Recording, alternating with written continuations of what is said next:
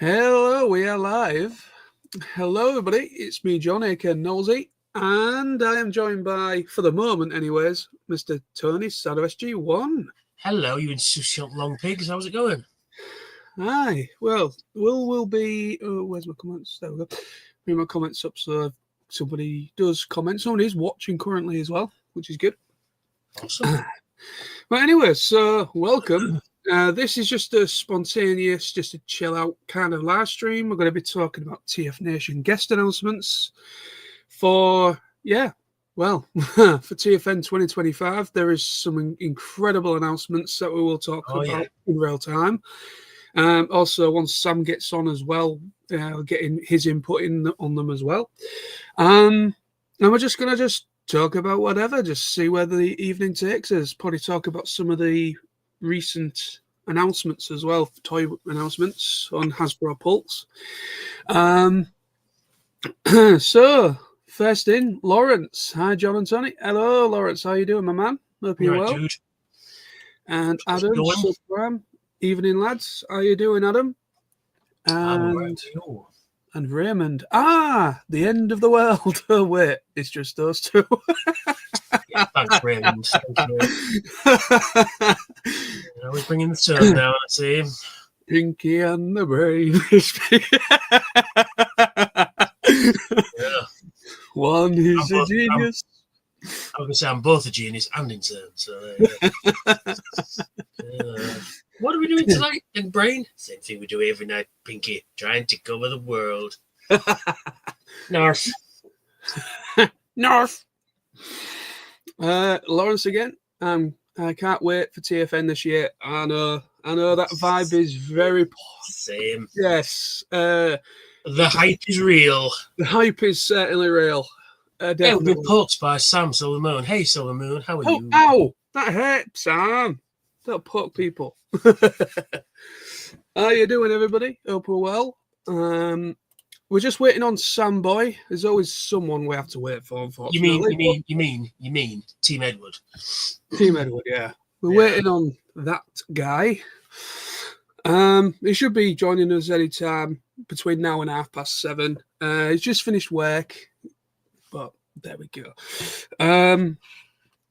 But yeah, so we'll get on to things. Let's talk about TFNation. So this is the webpage. We're just going to talk about in real time then the guest announcements. We're just going to go through them first and go from there. So then, TFNation, for those that might be interested that watch this after it's live, TFNation 2025 is over from the 8th to the 10th of August 2025 at the Hilton Birmingham Metropole Hotel. Try and say that when you've had a few drinks. 20 times fast. It is quite exactly. It's a tongue twister of a name for a hotel, I must admit. But yes, so here are the guest announcements then. So I hope you're seeing this. I hope everyone's seeing this while I'm doing it. So the first guest announcement, voice actor, was announced was Evan Michael Lee. And of course, he voices Jazz in Transformers 1. He is also in Bleach, 1,000 Year Blood War. He's also in Guilty Gear. He's also in Fortnite, Spider-Man 2, and Unicorn Overlord. Interesting. But yeah, he will be there for the full weekend, which is really cool. I've literally just got caught up on Bleach as well, so very much looking forward to him. But there's actually two voice actors that are in Bleach going this year, which I will get to. So that was him. And then Neil Kaplan. Oh, yeah. The man, the myth, the legend. Obviously, he voiced. There we go. He voiced. Enunciate, John. Enunciate. Voiced. He did them sounds with his mouth thing. He voiced Transformers. There we go. He voiced Optimus Prime in the 2001 Robots in Disguise series. As obviously, this is my childhood right here. I was about 11 years old when this was on. And I'm just making Tony feel very old now, aren't I? But yes. In this head in the UK. You what? Sorry. It's 21 when they said in the UK. It's bloody an hour. Yeah. But yeah, so Neil Kaplan. I mean, I've met him before at Auto Assembly. He's a good laugh. He's really one of the nicest people you'll ever meet. He's just a super dude.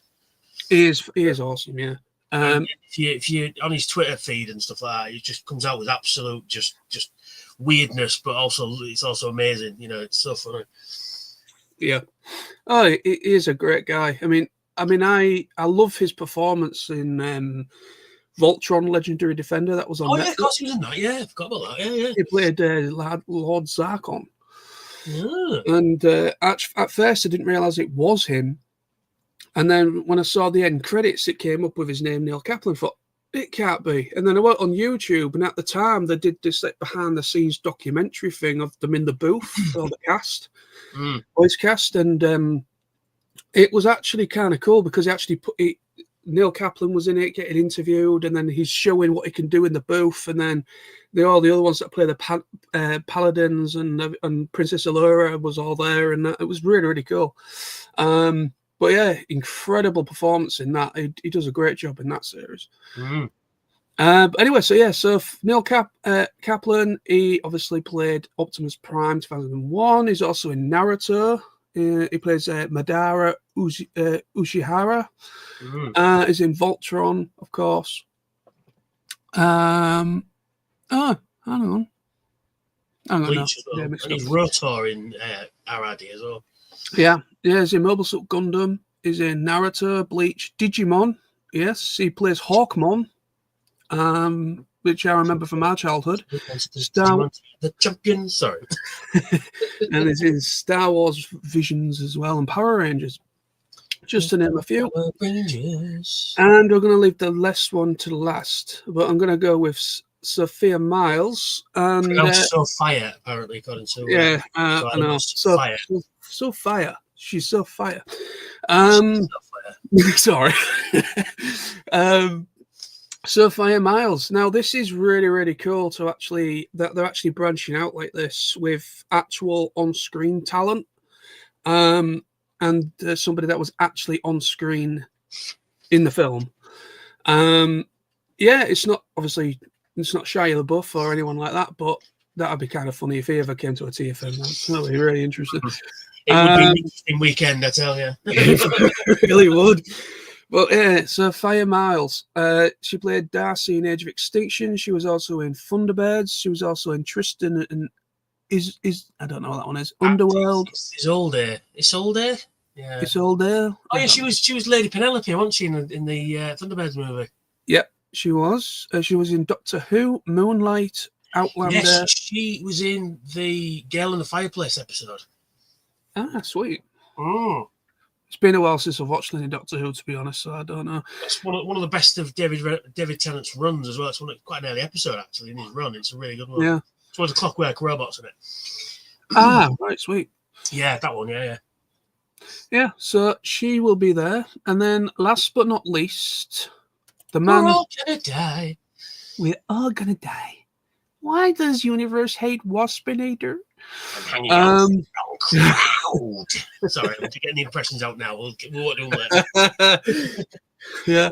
Scott McNeil. Now, yeah, garbage breath. I'm sorry. Scott McNeil, man, it's like 15 years ago. Yeah, wow. That I met him for the first time. It was my very, very first convention ever back in 2010 when I met him alongside Gary Chalk. And I'm just still, how the hell did they manage this? The magicians behind the scenes. Well done, guys. Well done. But anyway, so Scott McNeil, obviously, he was in Beast Wars. He voiced Dinobot, Rat Trap, Silverbolt, and Waspinator. And he was in Beast Machines. He played Beast Wars and Beast Machines. So he was Jetfire, Omega Supreme, Strong Arm, Backstop, and Snarl in the Unicorn trilogy. Yeah. And he played a Wolverine in X-Men Evolution. He was in Dragon Ball Z. He played Piccolo. He-Man and the Masters of the Universe. He was in Mobile Suit Gundam. Inuyasha, Escaflowne, Ninjago. League of Super Evil. I love that Yeah, he series. popped up in Stargate SG-1 as well. I love that little red evil guy. He's just so funny. Yeah. Um, I can't remember his name in SG-1, but he played the leader of the Lucian Alliance in like season 9, I think it is. yeah. So yeah, it's pretty cool. But yeah, Awesome. Scott McNeil, dude. Awesome. Can't believe it. I know, Scott McNeil. It's just unreal that this is happening because, like I say, it's like this is back in 2010 was when my whole like start on YouTube. I'd been about a year or so into making videos on YouTube at that point, and obviously Art Assembly 2010 was the very first convention I ever went to, and that's for the first time I met you in person as well, Tony. Yeah. And that's when I found out you lived in Hull, which was like, what the hell? Literally just down the road as well. Oh, man. He's just such a whirlwind. This is going to be as well. You what? You had hair then as well. Exactly. What the hell happened? Ray is back. He says Rob Paulson and Maurice LaMarche for TFNation. Yes. Yes, absolutely. So we can have Orson Welles by proxy as well. So oh yeah. I mean Rob Paulson, I'd absolutely love to meet both of those men. Me too, me too. They are fantastic. Also, the guy who plays Samurai Jack. Oh, Phil Lamar. Phil Lamar. I'd love him one year as well. Yeah. That'd be awesome. Again, he's one of those that's been in everything as well. He's in Futurama, Justice League. He's the guy that gets shot in the face in Pulp Fiction as well by John Travolta. He goes, "Oh man, shot man in the face." That's that guy. Yeah. That was awesome. Yeah, so yeah, he's another one that's popped up quite a lot, and yeah, I'd like to meet him too. Yeah. No, that'd be awesome. I mean, like I say, the possibilities are endless when it comes to TFN. I mean, yes, there has to be some logistical thing they've got to get around, I guess. Of course they do, yeah. They've got to. I mean, if they're not working and they're free that weekend, and there's all different legal issues they've got to work out as well, but so Fire Miles is a bit sort of. I was like, what? No way. Amazing though. Still, I'm not gonna say no, but yeah, she's fantastic.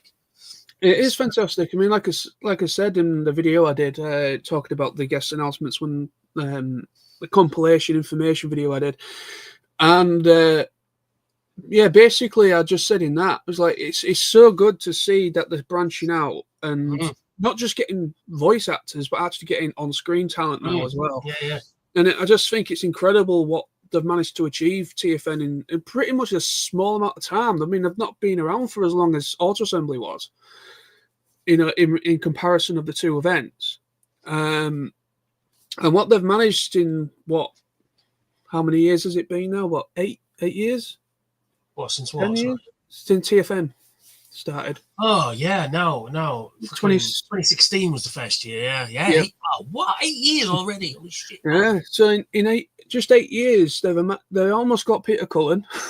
Yeah. But the unspecified virus from unspecified location popped. Yeah. Yeah. But, yeah, what can you do? But, yeah, it's just what they've managed to achieve. Stan Bush, I'm still waiting as well 1 year. I'd absolutely love to see Vince DiCola. That'd be great. Yeah, me too. That'd be a good one as well, yeah. If they put on another show as well. Yeah. Would be fantastic. Adam Subprime, he says, now that she has been announced, I can say that I met Sophia and pronounced Sophia at an event earlier this year, and she was a great laugh. Expect her to be be a good bar guest. Oh, nice. That's awesome. Yeah. I do like it when the guests do embrace going into the bar. Obviously, it's down to personal choice and preference with them, I guess. Some they might not drink, for instance. So they're probably they might be working as well while they're away, which happened with another guest that came to Steve Bloom, yeah. Yeah, because he apparently just got Rebels. Was it Rebels? Yeah. It was. Yeah, it was Rebels, yeah. That's mad. That's mad to think, like watching Star Wars Rebels and some of the lines. Episode. Yeah. Some of the lines he produced or did for that series was literally while he was in Birmingham somewhere or Manchester, wherever they found a somewhere. It's been in Birmingham somewhere, really, yeah. But yeah, that was so cool, yeah. What was it as well? I was going to say, yeah, people in the bar. The name escapes me, but the guy who played Jetfire, what's he called? In Revenge of the Fallen, what's he called? Oh, Mark Ryan. Mark Ryan. He was one that sat in the bar. He sat in the bar after everything, the club con had finished and all that. He sat in the bar and he stayed there till about 6 o'clock in the morning. Just sat, talked to everyone. Yeah, I remember that. Yeah. Same with Richard Newman, Ranox. He was one that went around the bar, spoke to everyone. We spoke to Venus Terzo for 8 hours, stood outside, just chatting, talking about everything. So that's what I mean. So if she's one of these that's going to be hanging around in the bar, it's going to be a good laugh. Good laugh. Oh, that'd be awesome. Maybe she'll come play Cards Against Humanities with us. That'd be cool. Yeah. Raymond, John, you revving young punk. Too bad there's no turbo in there. Hey, Sammy, how you doing? Hey, guys. Hey, Sammy. Excuse me. Sammy says it's wonderful to see such a great guest list for this year's TFN. It is indeed. It is. I also think they're not done yet as well. I think we might get one more. I don't know for sure. I'm just guessing. It's probably not true, but still. Well, at the moment, they've only announced actors and actress and voice actors.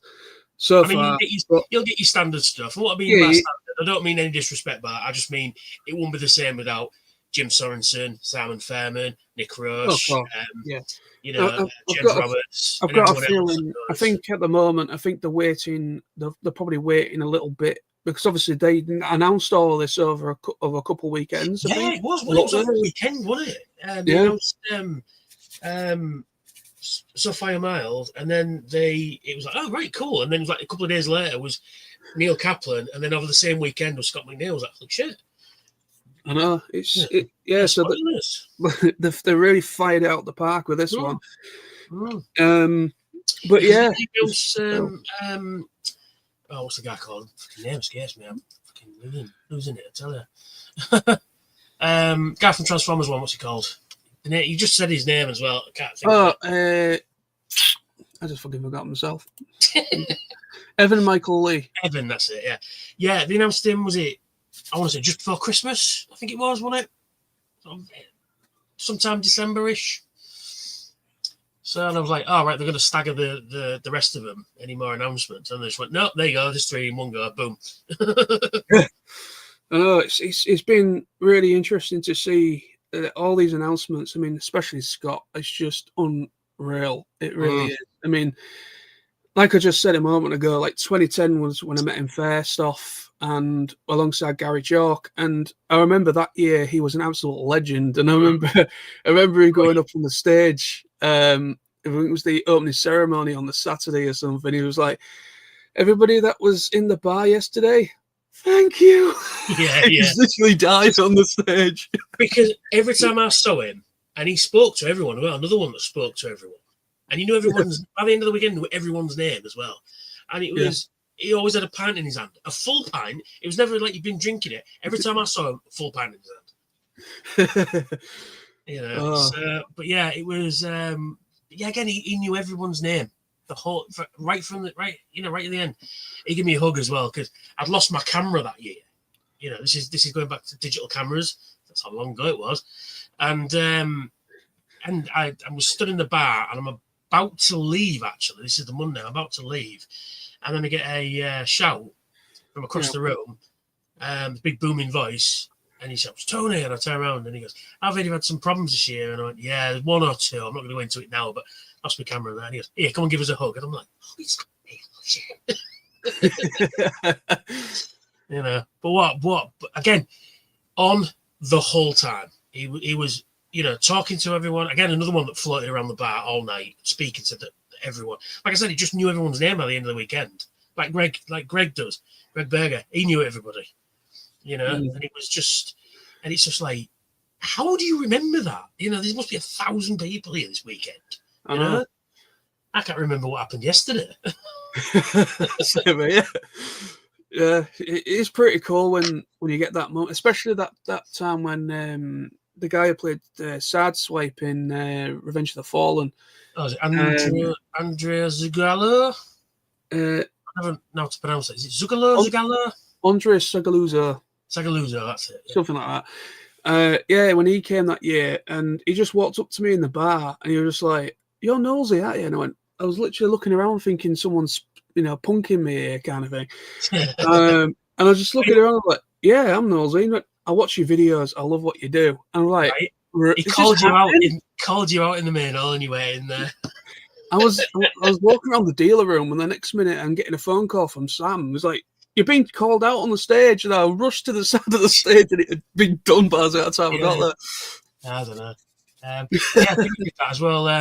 Somali, voice of Azzy in Prime. Oh yeah. I was helping out. I think that might have been the last auto assembly. Might have been. I think it was. I was helping out Nick Snowden on the table.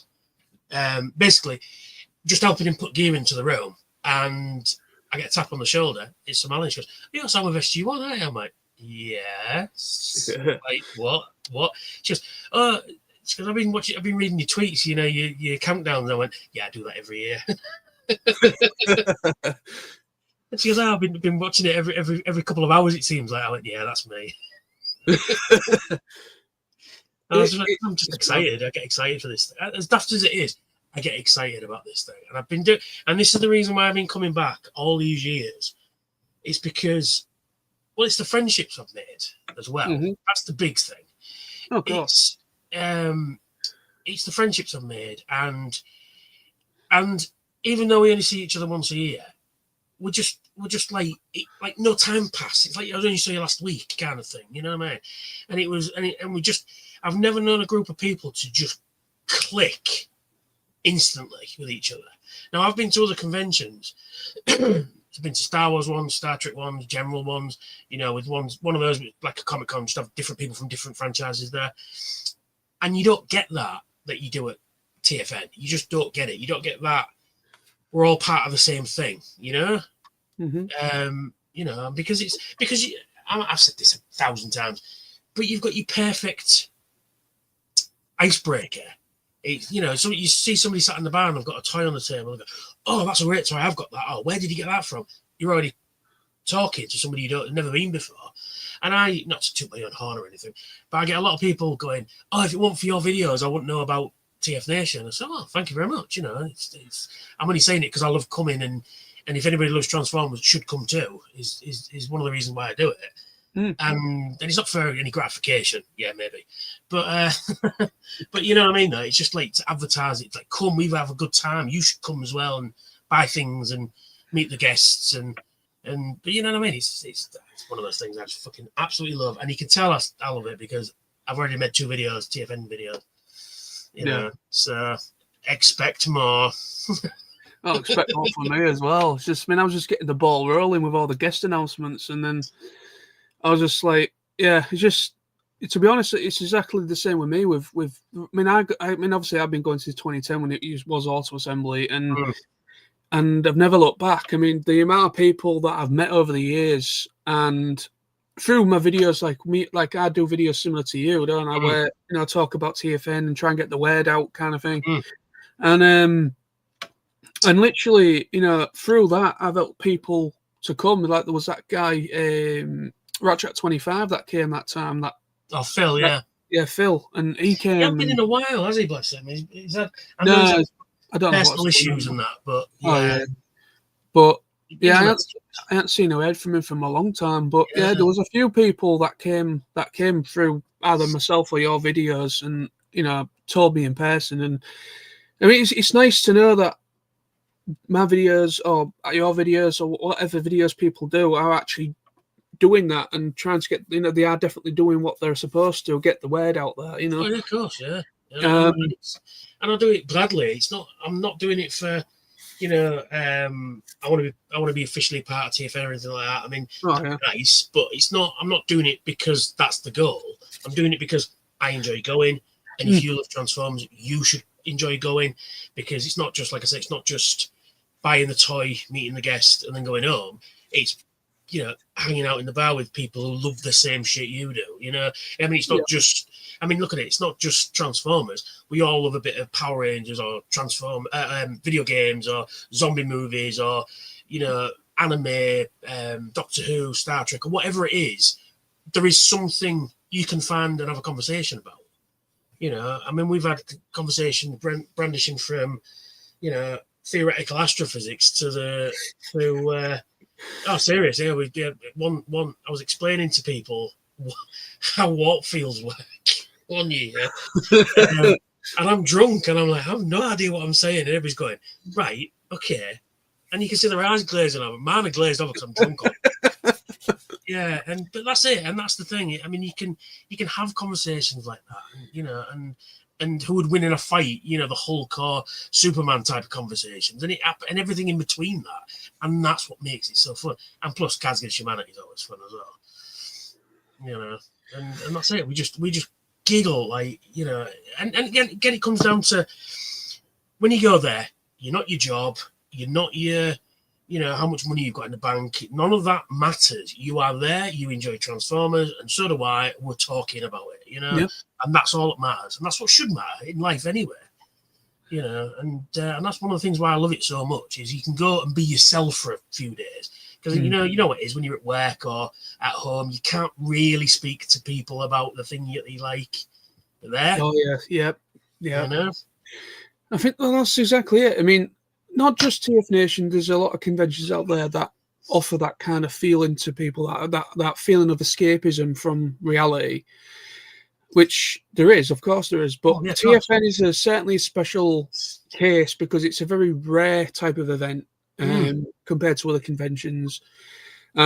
Especially, you can spend a bit more time with the guest as well if they come into the bar, that is, things of that nature, and you don't get that everywhere, many places, to be honest. No, I've been to Star Trek conventions in the past, and then the guests will come out, they'll do the panel, and then they're ushered away, and then they'll come out and do autograph, and they're ushered away, and if you're lucky, you might see them walking around, and that's your lot, Yeah. And you might catch them in the lift, but you'll never, but they'll never, I mean, just no disrespect to any of the actors, but they are kind of, oh, thanks for coming, and you go, I enjoyed doing this, oh, thank you very much, sign your autograph, next, it's very much get as many people through as you can, I mean, there is that element at TFN as well, but you can have a little bit of a chat with them, you can say, and that's a good thing too, but you don't hold the queue up. Of course you don't, but you no. Alone, I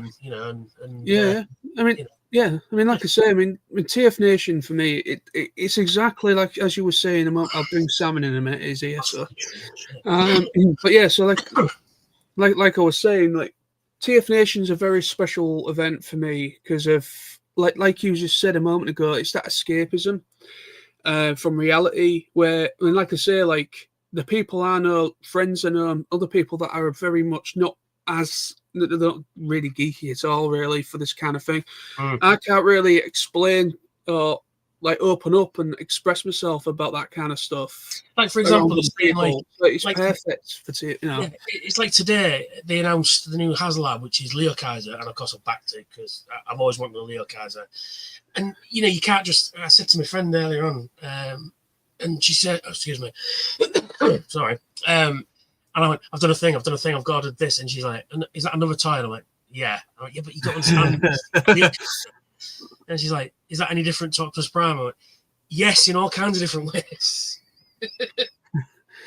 And then she asked me one time, she says, this is when we're getting ready to go out and we're just waiting for the cab. And she says, so do you ever buy a figure that you've already got? And I went, no. And she went, how do you know that? It's like, do you know what you've got? And I went, well, yes, but it's more about knowing what I don't have. That's what makes it. That's when I go and buy a figure that I don't have. Yeah. And she sort of couldn't get it. She couldn't understand it. But you know what I mean? But when I said to with you, John, or anybody else, I've pre-ordered the Leo Kaiser, instantly know what I'm talking about. Yeah, exactly. Obviously, once we get into things, Sam's literally here. I'm going to bring him in a moment, and then we'll continue this with him. But yeah, I've got the Hasbro Pulse website up so we can go through the reveals as well in real time if people want to talk about that. There's some lovely little things on there. Right, so sorry, I was just reading something then in the comments and it drew my attention. Right, so hello, bloody hell, it lives. Hi everyone. Team Edwards here. How are we all doing? I'm good. How are you, sir? Tired, pissed off. It's been a long week at work. Well, that was brief. See you, Sam. Thanks for joining us. Yeah. So how are you, Tony? How is things? I'm good. I'm really good. I got a bit of really good news yesterday. I'm not gonna. It's kind of private, so I'm not gonna mention it here. But everything's like fucking fantastic. You know what I mean? It's like I can fucking relax now, if you know what I mean. But yeah, so it's all good. I'm good, really good. And I bought this today as well. I went to pub and read this today. It's so fucking good. If anybody out there who's not reading the Skybound comics, fucking do yourself a favour. Go get the first 2 trades and read them cover to cover. You will not be disappointed. Yeah, it is a bloody good story, that. Yeah. So, Sam, before you joined us for the last half an hour, we've just been talking about TFNation, talking about the guest announcements so far. So, what are your thoughts on the guests for TFNation this year? Scott McNeil. Bloody hell. I mean, the last time any of us met Scott McNeil, TFNation didn't exist. It was 15 years ago. It was Auto Assembly. And now, 15 years later, Scott McNeil is returning. It's an extremely bizarre experience just to think that we're getting that such an iconic Transformers legend back. I mean, Dinobot himself is going to be there at TFNation. And it's just bizarre to think that when last time I saw him was at Auto Assembly, which was my very first convention. I mean, not just Transformers, but my first convention in general. Yeah, it's just a bit surreal. It's great. I'm really happy about it. It's going to be great to see the bloke after 15 years. And he's a real laugh, you know. He's a real nice guy. He's always happy to talk to people. Always happy to having a drink with people. And I'm real happy that he's coming. Looking forward to it very much. What are your thoughts on Sophia Miles, one of the actresses from the film? Very happy. Very happy. Underworld. Big fan of the Underworld films, and she's in them. Very happy about that. I'll be honest, when I saw her face, in the back of my head I was thinking, why do I keep seeing her in a silvery corset style dress at a ball full of vampires? And I realised, Underworld. That's what I was thinking of. Yes, no, we've told you about that, not to go stalking people, haven't we? That was just one of Sam's normal dreams, I think. Yeah. But yeah, we've got one hell of a guest list. Really good guest list. And of course, we've got the man himself who plays the X-Axis, 1,000-Year Blood War. I forget the guy's name. But yeah, looking forward to it. We've got some really good guests. So it's going to be a really good weekend, as it always is. Obviously, Sam, there's 2 voice actors on the bill that are both in Bleach. Obviously, we've got Evan Michael Lee, who plays, though you just mentioned just now, and then obviously Neil Kaplan, who is Genryosei Yamamoto and Bleach as well. I think Tony's just gone maybe to get a drink. I don't know. Oh, you're back. Coughing. Sorry.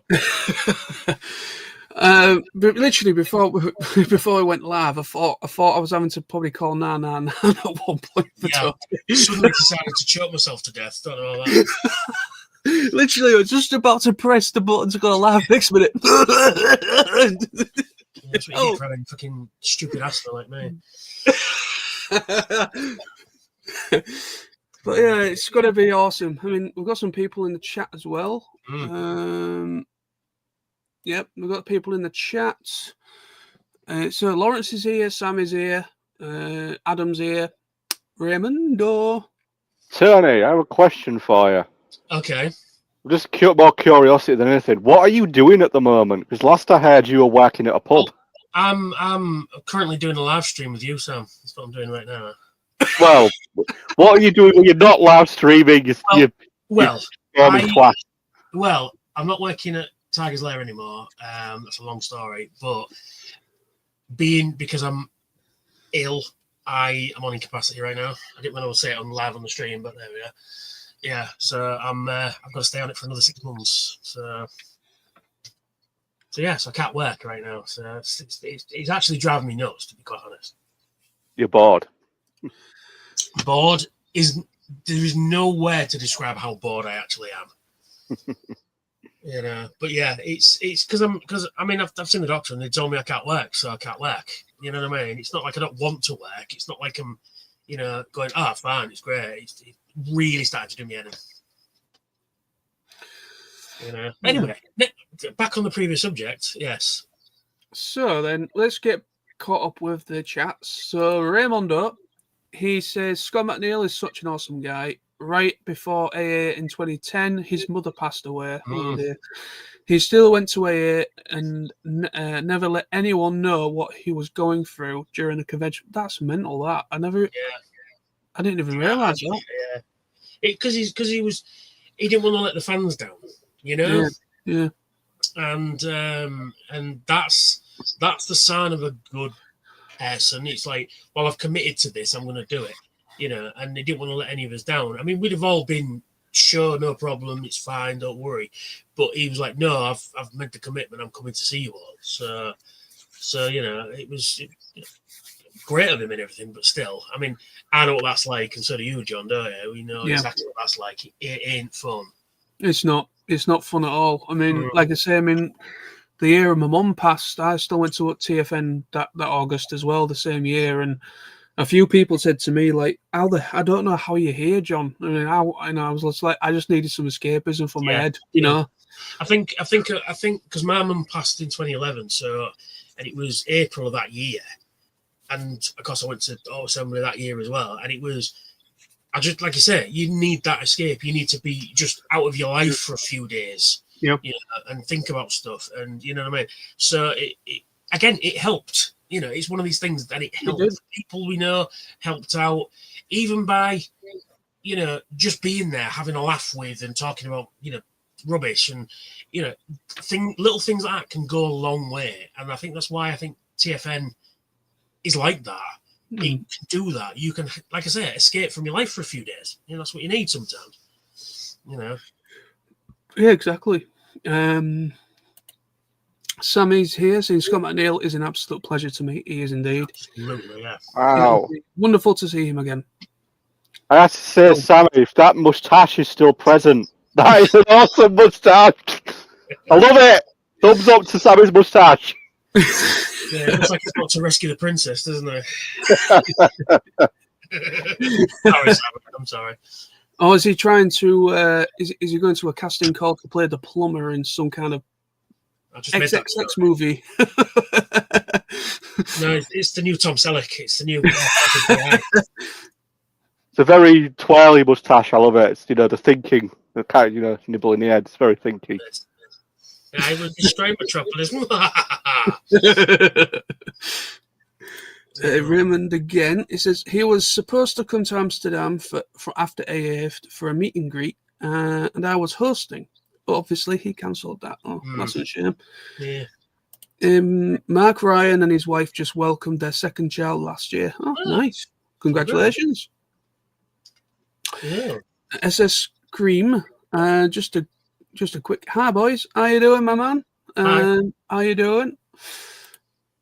Oh yeah, Peter Spellos. I miss Peter Spellos. First time I met him was signing my Vault book, and then he said, "Raymond, you're from the Facebook group. I want to be friends with you."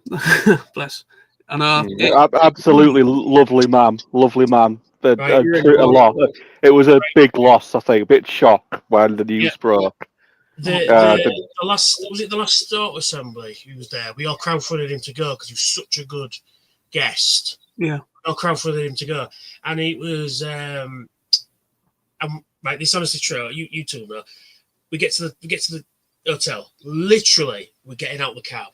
and they used to have a smoking area out in the car park, didn't they? Yeah, I know what you mean. Yeah. Yeah, he stood there with Baz, and I heard Tony, and I turned around, and there he was, biggest fucking bear hug you'll ever get was off Peter, and he fucking like that crushed my spine. I was like, I love you too, and it was just absolutely astonished that people, because the way it was he just did a character. And that was it. He went to work, did his thing, went home, and never really thought about it until he'd gone to the first auto assembly. And he said he didn't realise how much people love that character. And it just kind of went, oh shit, people love this thing. You know what I mean? And then again, it was the weird thing though. There's one of the things I'm going to miss a lot about Peter is he felt like everyone's granddad, and he looked like everyone's granddad, which was weird. Yeah. In a good way. I'm just saying, in a really good way. The kids loved him. We loved him. I mean, he was surrounded by, little kids, and he was telling them stories, and they're all sat. When kids are sat transfixed with somebody, the granddad telling them a story. And a couple of times I saw him sat in the bar, and there's a few kids around him, and they sat, and they're all going. It was a lovely thing to see, and again, knew everybody by name, and he was sat in the bar and was talking about comedy shows because he's a big comedy guy, a big improv guy, and we was talking about he's asking us what we found funny and stuff, TV shows. Like, right, you need to watch IT Crowd, Father Ted, and all that sort of stuff. And he sat there writing them all down. Anyway, I'm sat there while we're talking. I've just bought off Dave Wallace the Anime Colours Devastator reissue. The G1 one, and I'm sort of messing with it in the bar, and then Peter's watching me as he's talking. He's going, and he goes, wait, all those 6 guys turn into one big guy, and I went, yeah, that's right. And he goes, that is so cool. I said, this is why we love Transformers. He goes, take them apart, and I did. I took them all apart, and he put them together again. He was absolutely transfixed, bless him. And then we got there in 2019. I took me then girlfriend Lindsay with me. We got there like super early that year. Again, literally sat in the bar. We got to the bar and was in the building no more than about a minute. Big Bronxy voice goes, Tony, and there he is. Give me a bear hug again. And that's one of the things I'll miss, Pete. It was just the fact that whenever I got there, when he was there, I was the first person I ran into. It was yeah. God bless you, Pete. God bless you, Pete. Here's one for you. He will not be forgotten. He wrote. I mean, like I say, he knew me as well by name, but mostly by Nosey. He knew me as Nosey, not as John. It was always Nosey. And I mean, there's been times like obviously when he was at the auto assemblies in the TFN he was at before, just shortly before he passed, and literally kind of going out for a vape or whatever, or just going outside for a bit of fresh air, and then the next minute, Nosey, there's Peter coming up, and such a lovely guy, he really was. Really was, nice bloke, Yeah, top guy. Same lads, like one of the things about Pete was he knew you, like same with you two, TFNation. One year he was there. I spotted him outside. He was having a cigarette, so I walked up to him to say hi. And he knew me straight away because we chatted before the previous year, and also obviously on Facebook. And straight away, we just said, Sam, and shook his hand, gave me a big hug, and we had a chat. And he was always happy to talk to you, always. And he just talked to you about anything. And I remember one of the things I really wanted to talk to him about, because obviously he had a part in it, was one of the Nightmare on Elm Street films. And the first question I asked him when I met him was, what was it like working with Robert Englund? And then, of course, I get this whole spiel from him, where he just talked to me about good 15, 20 minutes just about, this is what it was like, and et cetera, et cetera. But he just loved talking about his life and his experiences, but he loved to talk, loved to hear about you. Like, he'd also ask about you. And the best thing that I always loved about Pete was he remembered you. And like, you know, all three of us have got our own stories about Pete, and it's everyone at TFN has their own story. I think exactly, and he always remembered you, and that's just something I'll never forget about the man. He was everybody's best friend. Yeah. I remember that time we did that Q&A at TFN, and it was so fascinating to listen to because, you know, that was a man who was history itself within the art form of, you know, with acting, voice acting, TV, film, and he'd done it all, and he was just such a fascinating man to listen to, and he'll always be missed. We'll always miss him. A couple of times we had a Zoom call and just me and Pete talking about sci-fi and comedy shows and Doctor Who, and you know, it was again, what guest, what actor, what, you know, you get your autograph from does that, you know what I mean? Yeah, very few. Like you said, Sam treats you as like he knows you and wants to know about you, not just thank you, here's your autograph, you know, next, you know what I mean? You know, exactly. Yeah, and that's the kind of thing you get from TFN. Greg Beggs is exactly the same. He knew everybody's name. Every single person there knew the name. You know? Yeah. Raymond says, my mind was blown that he said that to me. Yeah, I'm not surprised. Yeah. Most other conventions are business. TFNation is pleasure. Yeah, absolutely true. Absolutely true. Raymond, again, if you could not buy any figures at TFNation, we'd still be going. Correct. You can't say that about other events. It's exactly it. I mean, over the years, even though I still buy the odd figure here and there, I don't buy into it as much as I used to. I'm very picky with what I get. Like I might I just buy everything though. I've obviously I just kind of like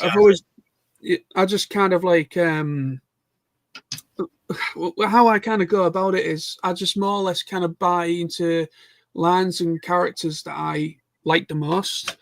So like, obviously, the thing about collecting though is each person has their own way of doing it. You know, exactly. Like you can be picky. You can just buy every Soundwave, for example. You know, or you could get everything, or just collect G1s or Masterpiece or whatever it is. And no one's there saying, well, you should collect this. What I will say is, though, if it's a great figure, here, have a play with it if I've got it there. Or just get it. And if you don't like it, you can always eBay it, but just have a play with it, you know, because you might go, that's a great figure, even though it's not a line that you necessarily collect. There's nothing wrong with getting an extra figure here and there as well. And going, do you know what? That's a really good figure. You know? Yeah, exactly. But the point, like obviously what Raymond was saying there is that, you know, I'd happily go to travel all the way to Birmingham, stay in that hotel for 4 days just for a massive meet and greet, just meet everybody and talk to everybody and get drunk. And well, at the heart, that's what TFNation is. It's pretty much it. It's a meet and greet. We show up, we see people we only see once a year. We talk crap. We spend money on plastic crap, and we have a really great time. And that, for a lot of us, let's actually know, Auto Assembly is Christmas 1.0. That's how I could describe it. You mean TFNation? TFNation, sorry, is Christmas 1.0. Sorry, I had Auto Assembly in my head there. Yeah, but you know, we like this, Sam. Right, looking like this, right? It's got everything Christmas has, right? Yeah, exactly. You know, you don't see it. You see people you don't see all year round. You know, you eat, drink, and be merry. You know, and there's a man that brings toys. Well, several men and women that bring toys. You know, and somebody, whoever, you know, always will somebody give you something. Yeah, I saw this. I thought you want it. You know, it's, oh, what? No, you can't give me it. Shut up, take it. What? You know what I mean? It happens all the time. So it's just like Christmas. Plus, it's warm. It's summer, so there's no cold air. You know. But if you look at it like this, though, TFNation is Christmas. It's New Year. It's Halloween. It's, you know, Easter. It's everything. You know, birthday parties, family dues, every possible event that you can think of, all rolled into one, and it has Transformers in it as well. So you know what I mean? Yeah. What are we, 5.5 months away from it? Yeah. Oh shit, yeah. Yeah, it's not for a lot long. 6 months. Not long at all. It don't take that long to get here, and then once that's here, then that's 2025 out the way. That's gone. Yeah, pretty much. It's pretty much. Yeah. But yeah, it's just TFNation for me. I mean, like 180 days, 18 hours and 9 minutes, just to be precise. There, can't see it on the camera, but yeah. There we go. Do you think TFNation will ever do any more exclusive figures? Do you know? You know, love Rune. Nothing They'll ever get another one. Nothing is off the table. I think. I don't. Right. Instead of doing it every year, like say BotCon does, I think it's going to be one of those things that's very few and far between, just to make it that more special. You know what I mean? I mean, they do the teddy bears and all that sort of stuff, and they did the Ladybird books, which just fucking gone in about an instant. I couldn't get one. Disappointing. So I love them old Ladybird books, but you know what I'm saying? Though it's never say never. Never say never. Yeah, but I think if they do it every year, it becomes. Yeah, another exclusive figure. Yeah. It makes more sense maybe doing it on a special occasion, maybe like an anniversary year or something like that, or something like that. Just every once in a while, it's good. Every couple of years or so. It's an exclusive figure. Oh, cool. You know, I think that's the way to do it because don't forget, a third party figure is expensive to make. You know, and that's why third party companies are often expensive because. They're not mass produced in any considerable way, so they're only making like say 1,000 instead of a million, say for example. However many toys they make, but you know what I'm saying. So it's not mass produced, so that's why they're expensive. You see, so I think TFNation doing the right thing of just giving us because they always do great stuff. Don't get me wrong, everything they do is great, but it always sells out by the time I get to the fucking deal. Right. Raymond says, note to Hilton, when fire is present, make sure the fire hoses are at the ready to cool down the fans. Especially a certain Mr. Maltby, because he's going to have like that vision repair in Underworld. Yeah, he's going to have his night vision goggles, he's going to you see the bushes shaking outside, It's going to be it's going to be like. I tell what we need. One of them squirty bottles, and then when he gets a bit thingy, he go, "No, Sam, no." They're going to make sure Adam's on every. No. Try and make sure Adam is there with his tripod. Oh yeah. Sam won't be allowed in the dealer's room. He won't be allowed in. No, I've still got a copy of that picture, with Adam in the tripod. Because I've got it from a different angle as well. There's about 3 or 4 pictures of that one scene, and it's just on different angles. Oh, that's hilarious. So funny. Oh man. Speaking of Adam, Tony might have choked a bit, but at least he knows where his jeans are. These are the wrong jeans. These are Collins jeans. That was hilarious. That was so funny. I don't think you'll ever live that down one, mate. No, definitely not. That was hilarious. These aren't my jeans. Johnny, you were wearing them yesterday. Those are not my jeans. What? Oh, that was so fucking funny. Colin's wearing much. Said he's wearing his joggers at the minute. He's just gone on to town. What? Can't take you anywhere. And the thing is, that was the Friday morning. We haven't even gone into the weekend proper yet. Don't know what the fuck happened there. Oh, man. Lawrence says 2017 was my first year. Nice. Yeah, I remember your first year, yeah. I want to meet McNeil, as never went to AA. Yeah, he never went to an art assembly. It was, so yeah. Like I say, I think you're not going to be the only one, Lawrence, because obviously it's been 15 years since I saw him in person. So I think a majority of the people and many of the fans, especially a couple of the generations in between that haven't met him. The thing is, I think it's going to be busy because there's going to be a lot of fans of Scott McNeil that aren't necessarily Transformers fans. So they might just come to see it. Oh, there'll be a mixture of probably anime girls and anime. Yeah, I mean, not saying that's a bad thing. Video game fans and such. Yeah, so there's going to be a lot of people that are just coming to see him and not necessarily for Transformers. Yeah. But again, it's not a bad thing. They're probably just day trippers anyway. I'm actually thinking they're doing that legendary pass for him this year because I don't think I'm going to get anywhere near him, especially in the convention itself. If you've got to be quick, you've got to get in that dealer's room quick. That's why I'm thinking of getting a designated time slot to meet. I might wait till Sunday. Might be easier, be less busy, maybe. Sunday's the easiest one, yeah, because like I said, I think there'll be a lot of day trippers there, and I think so Saturday will be just crazy busy, like it was last year. To be fair, last year was mega busy in that dealer's room. Felt like a battleground, didn't it? It was insane. I mean, I couldn't even get close to Toy Fair. Even, I mean, it was just by pure chance there was a gap, and I got myself in. And I'm like, Nick, what G2 stuff have you got left? And he went, we've got this, and this. I went, right, give us that. I've done. Cheers, thank you. And out, because it was just. I mean, I never get claustrophobic, but I felt a bit in there that last year, and I thought I've got to get out of here. So. Yeah, it was tight. Yeah, it was a little bit, and I don't. Let's say I don't usually that don't bother me, but last year it did somehow. I don't know why. Adam, he says, I just found a pic of you two in TFN Auto Assembly, but it says TFN 2010. I didn't have hair even then. That picture of you two stood out on the balcony, sort of free. If everybody else is talking, you both stop there going. Yeah, I don't know what to do.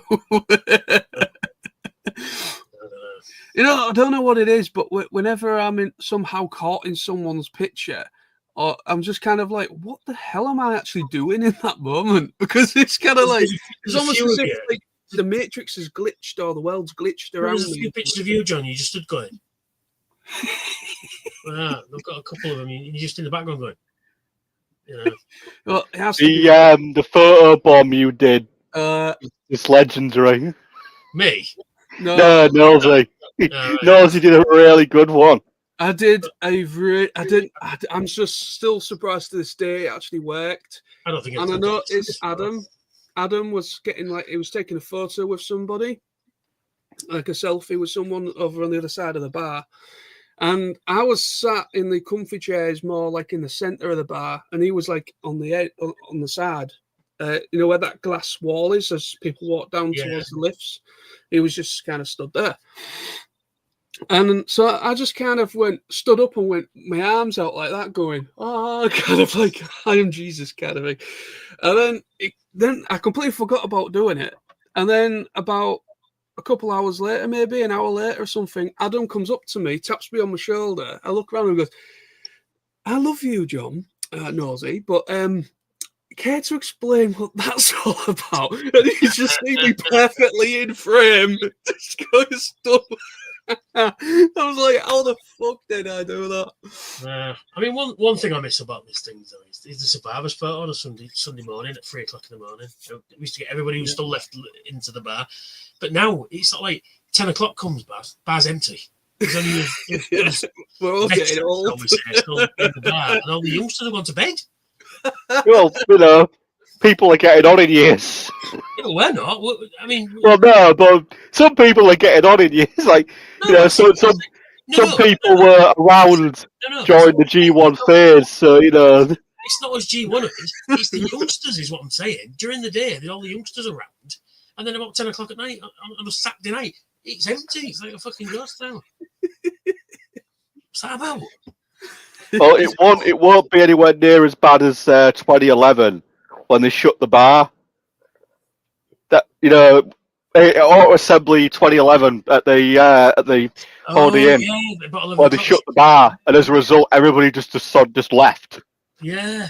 Because I remember it really well. Because I remember I was sat on the balcony with Nosy, and I remember thinking it's really quiet.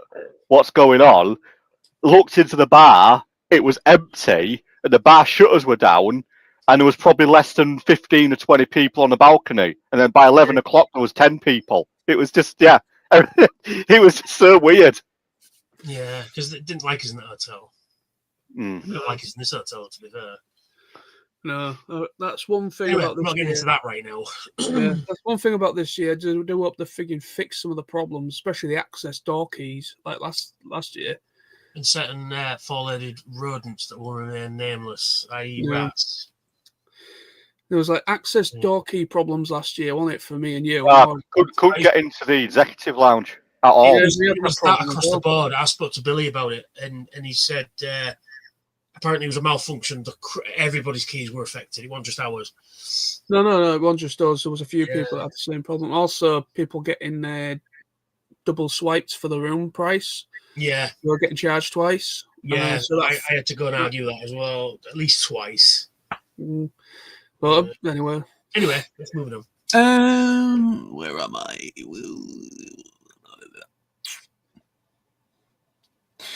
Lawrence says Pete was a true legend. He was indeed. Sure was. Absolutely fantastic.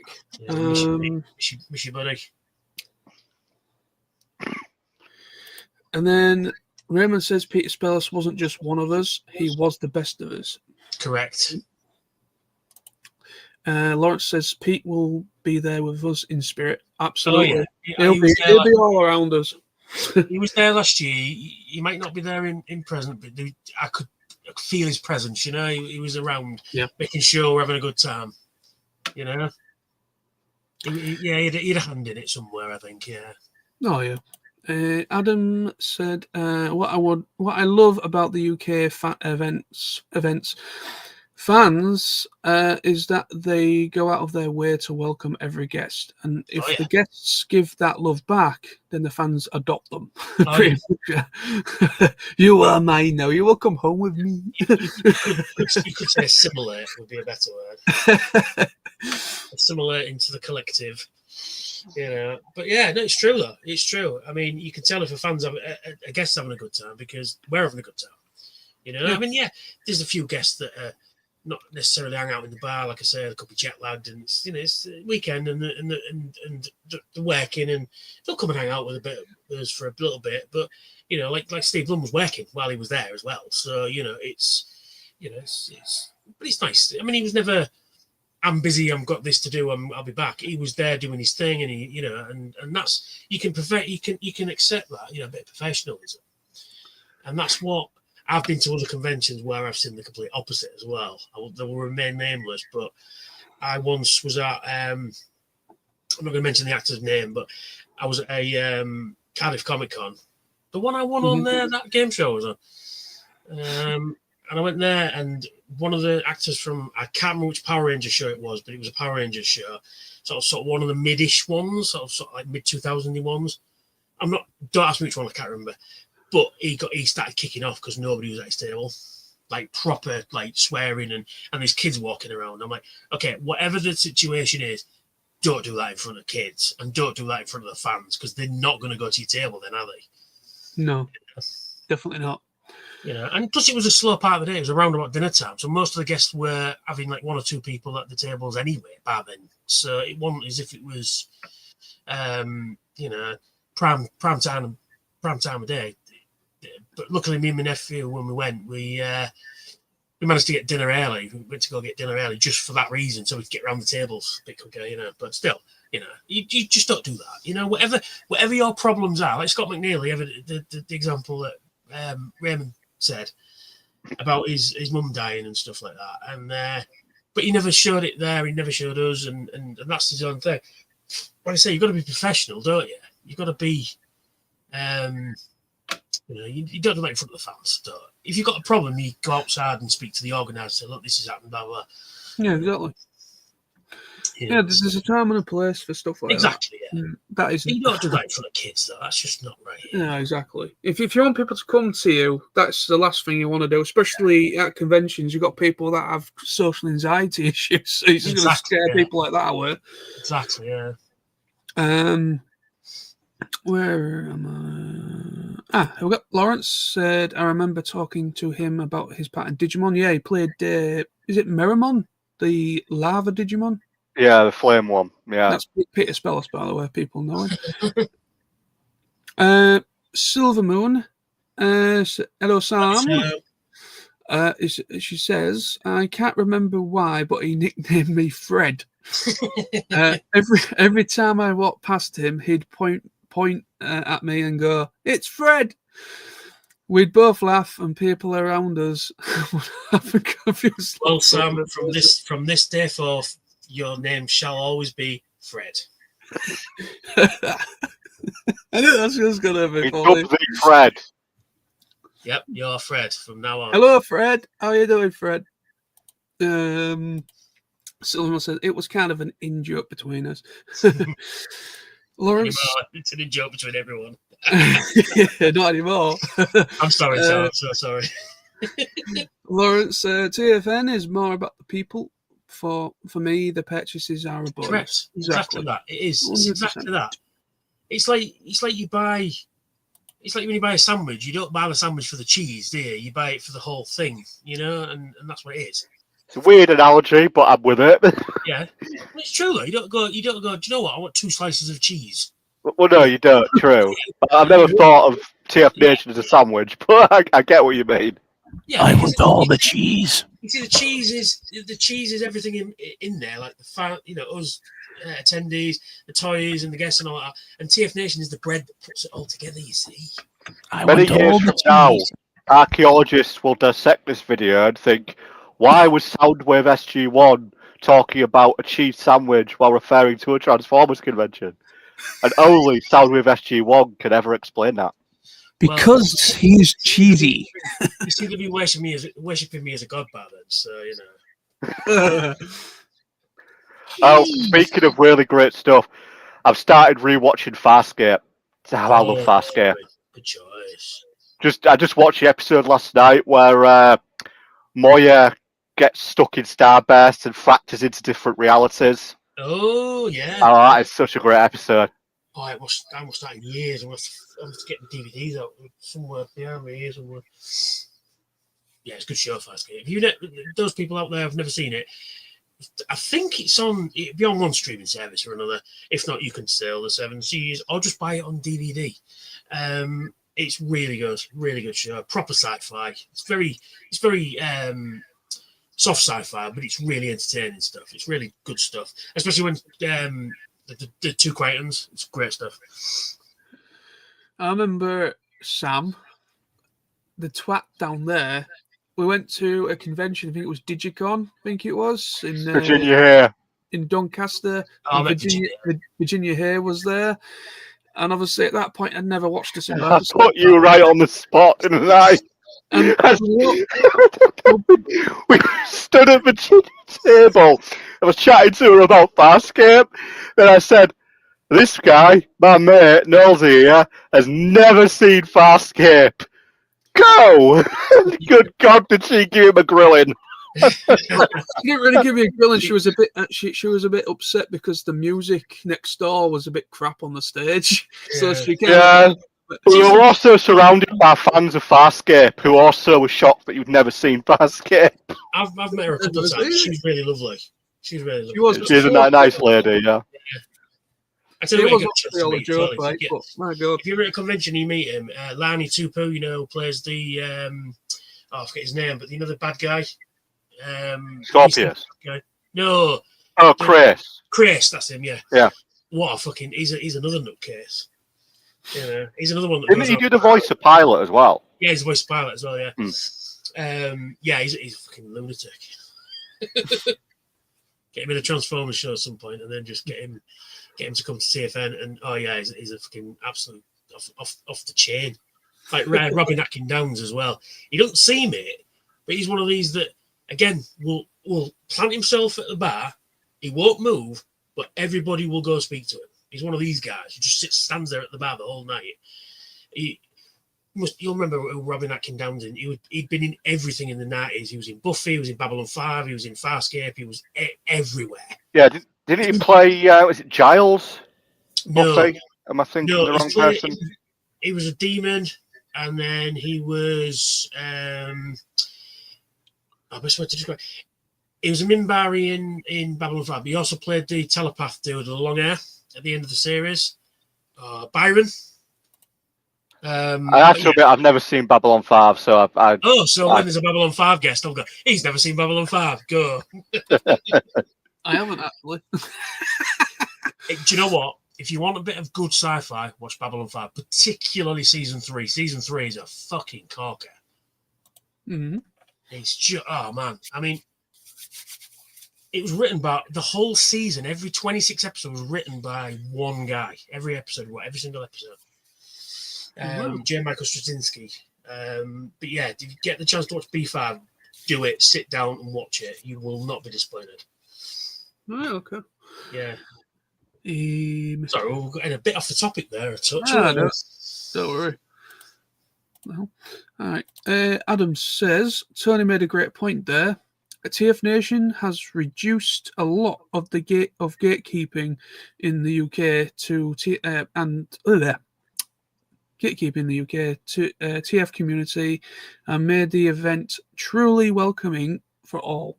Yeah, it is. It's, I mean, whatever you're into, if you're into animated or G1 or you know, the Unicron trilogy or whatever Transformers it is, it's Optimus and Megatron at the end of the day. It's Starscream, it's Thundercracker, Soundwave, Bumblebee.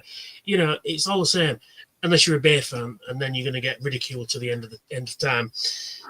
No, I'm only joking. But no, seriously though, it's but like I say, it's all the same.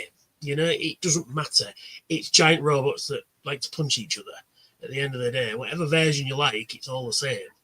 You know, I mean, I will fight in my court and tell you why I think G1 is better than the other series. But that doesn't make me wrong. It also doesn't make me right either. You know, I've got good points, and you might have good points with, you know, Prime or you know, Cyberverse or whatever it is. But the thing is, we can sit there and talk about it like adults. You know, you can go, well, okay, I'll give that a try. I've not watched it, blah, blah. And that's the way it is. It's a good thing. It's, you know, I mean, yeah, I have had conversations on occasion, not at TFN, but I have had conversations saying, "Oh, you're a G1 or this, that, and the other," and I'm like, well, yeah, because that's what I grew up with. So when I think Transformers, that's the image I get in my head. You know what I mean? Yeah. It's for whatever first exposure that you first saw in the Transformers thing. That is what gravitated your. For me, it was Beast Wars. You know, because that was the first Transformers series I saw. That me and Sam, I think, was the first kind of Transformers series. We didn't even know it was Transformers. It was just called Beast Wars back then, and then they changed the title to Beast Wars Transformers because there was a bit of confusion. Like, what's this about? But technically, Beast Wars is still G1. It is, yes, it is within the contract. It is. But like I say, back when we started watching that, I was only 5, 6 when that was airing, when that was coming out. Airing, should I say, and alongside Power Rangers, Mighty Morphin, and all that, and it was on GMTV Kids. I remember.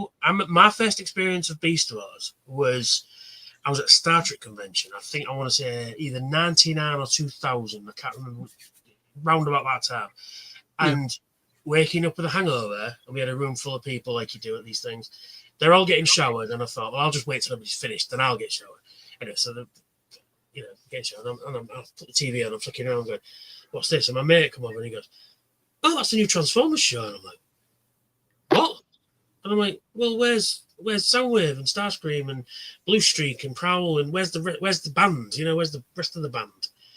And I'm like, no, this is bullshit. This is not Transformers. How dare you? What are you talking about? Anyway, and I forced myself to sit down and watch it. And I thought, do you know what? Whatever it is, I'm just going to watch the first season. And if it don't grab me, then it don't grab me.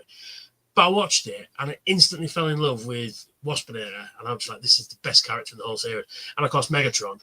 It was probably my favourite Megatron out of everyone. You know? Excellent. Yes. Mighty rampage, if you please. Sorry, I did say no more impressions. But no, when you binge it and sit and watch it, you know, there's some absolutely corking episodes, and it was written by a lot of them who wrote Master of the Universe. There's a couple of episodes written by DC Fontana, who did a lot of Star Trek as well. So it's got a good pedigree, and of course Simon Fairman wrote the last episode as well. So it's got a good pedigree in there, and then just fantastic show, just really good. Loads of G1 references in there, and I'm just like, this is a great show. I mean, now you look at the CGI, and it's a bit ropey. I mean, but you look at it, it's 30 years old CGI. You know what I mean? It's not like prime quality, but still good. I'm not knocking it. It's just of the time. You know what I mean? Yeah. You know. So yeah, it's, and again, it doesn't matter what you're into, as long as it's plastic robots that go, you know, robots in disguise and Autobots, Decepticons, and yeah, like that. You know, because everybody loves the movie. We all sit and quote the movie, and you know, and it's just the best movie ever. I'm gonna have it, multiple versions of it. There we go. Oh, wait, hang on. This is one of my favourite versions of the movie. Is this one? Because it's been signed by a fuck ton of people. That's why. Including Stan Bush, Frank Welker, and Peter Cullen are on there as well. Nice. Yeah. One of the prized possessions. And the man, the ledge, you know him as the host of The Basics. Chris McFeely signed it too, because he does the commentary on this version. So there he is. Yeah, is that the metronome one where he did? There's a bonus on there. Yeah. Yeah, it is. Yeah. Well, one of the discs is, yeah, it's like I say, never in a million years would I have thought I'd be meeting any of these guys, let alone having my DVD signed.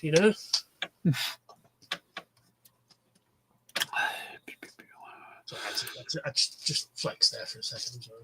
That's all right. Lawrence says TFN is our nerdy Christmas. We feel the level of excitement we felt at Christmas. We did as a kid. Yeah, we did exactly that. Exactly that. I wish they'd do a TFN Shark plus. Oh, plush. You meant a plush. I thought you wanted a spark plug.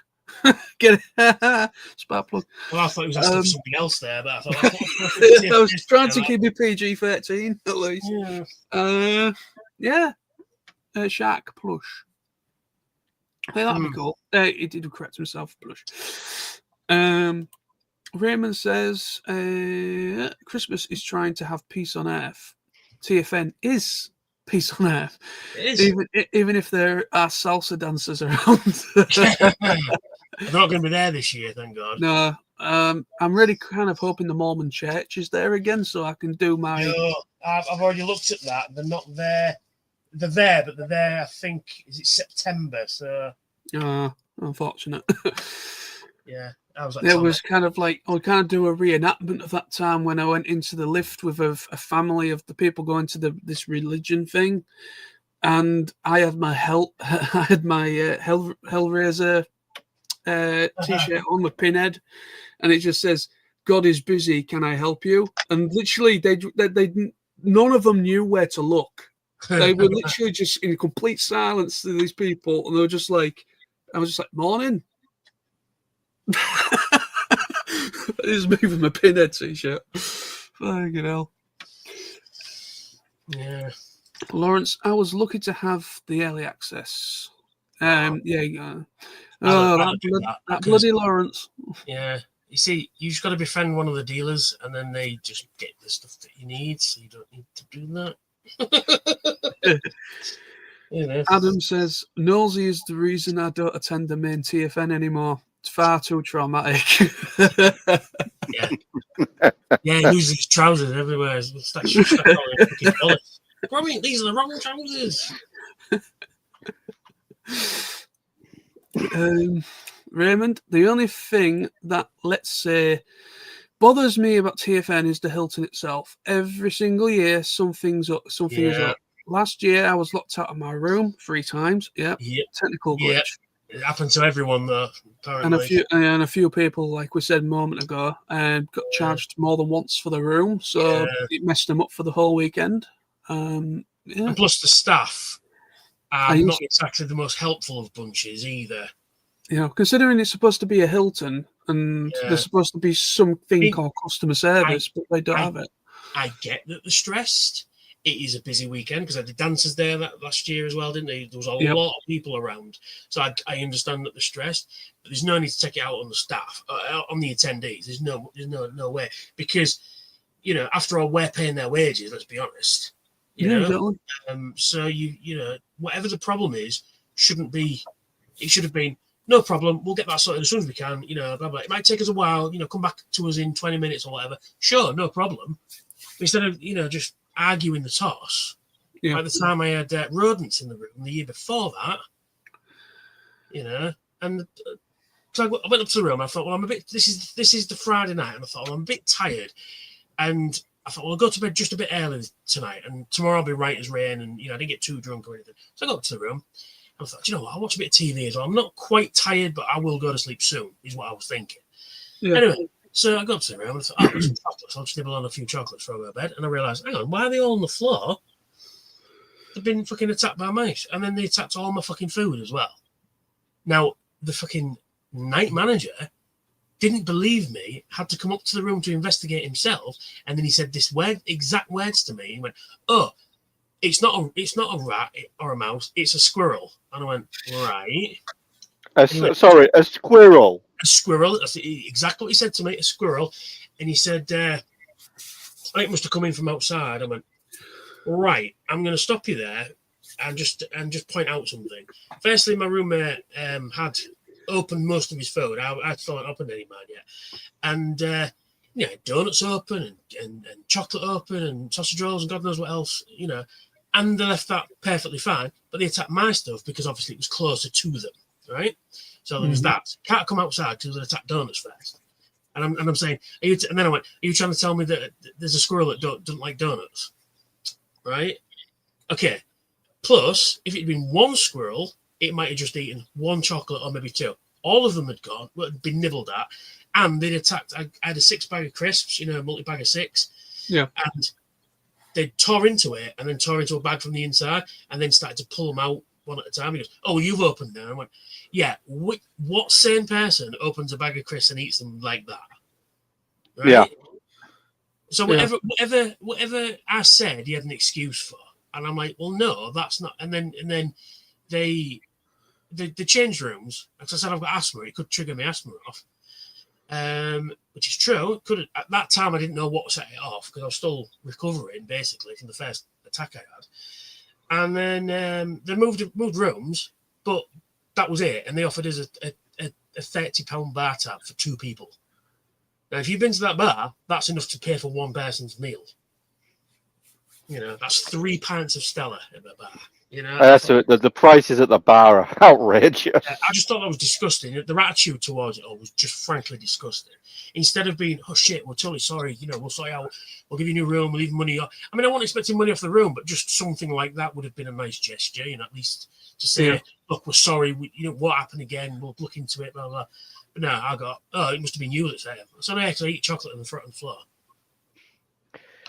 Yeah, but I don't want to get on a downer here, lads, but just to point out the amount of times where the queue at the bar has been all the way down out the bar to reception, and you've got like 2 or 3 people on the bar. That bar's big enough to man a dozen staff, like a dozen people could man that bar. It's a double-ended bar, but they only use one side. Yeah, and as a result, the queues are always massive.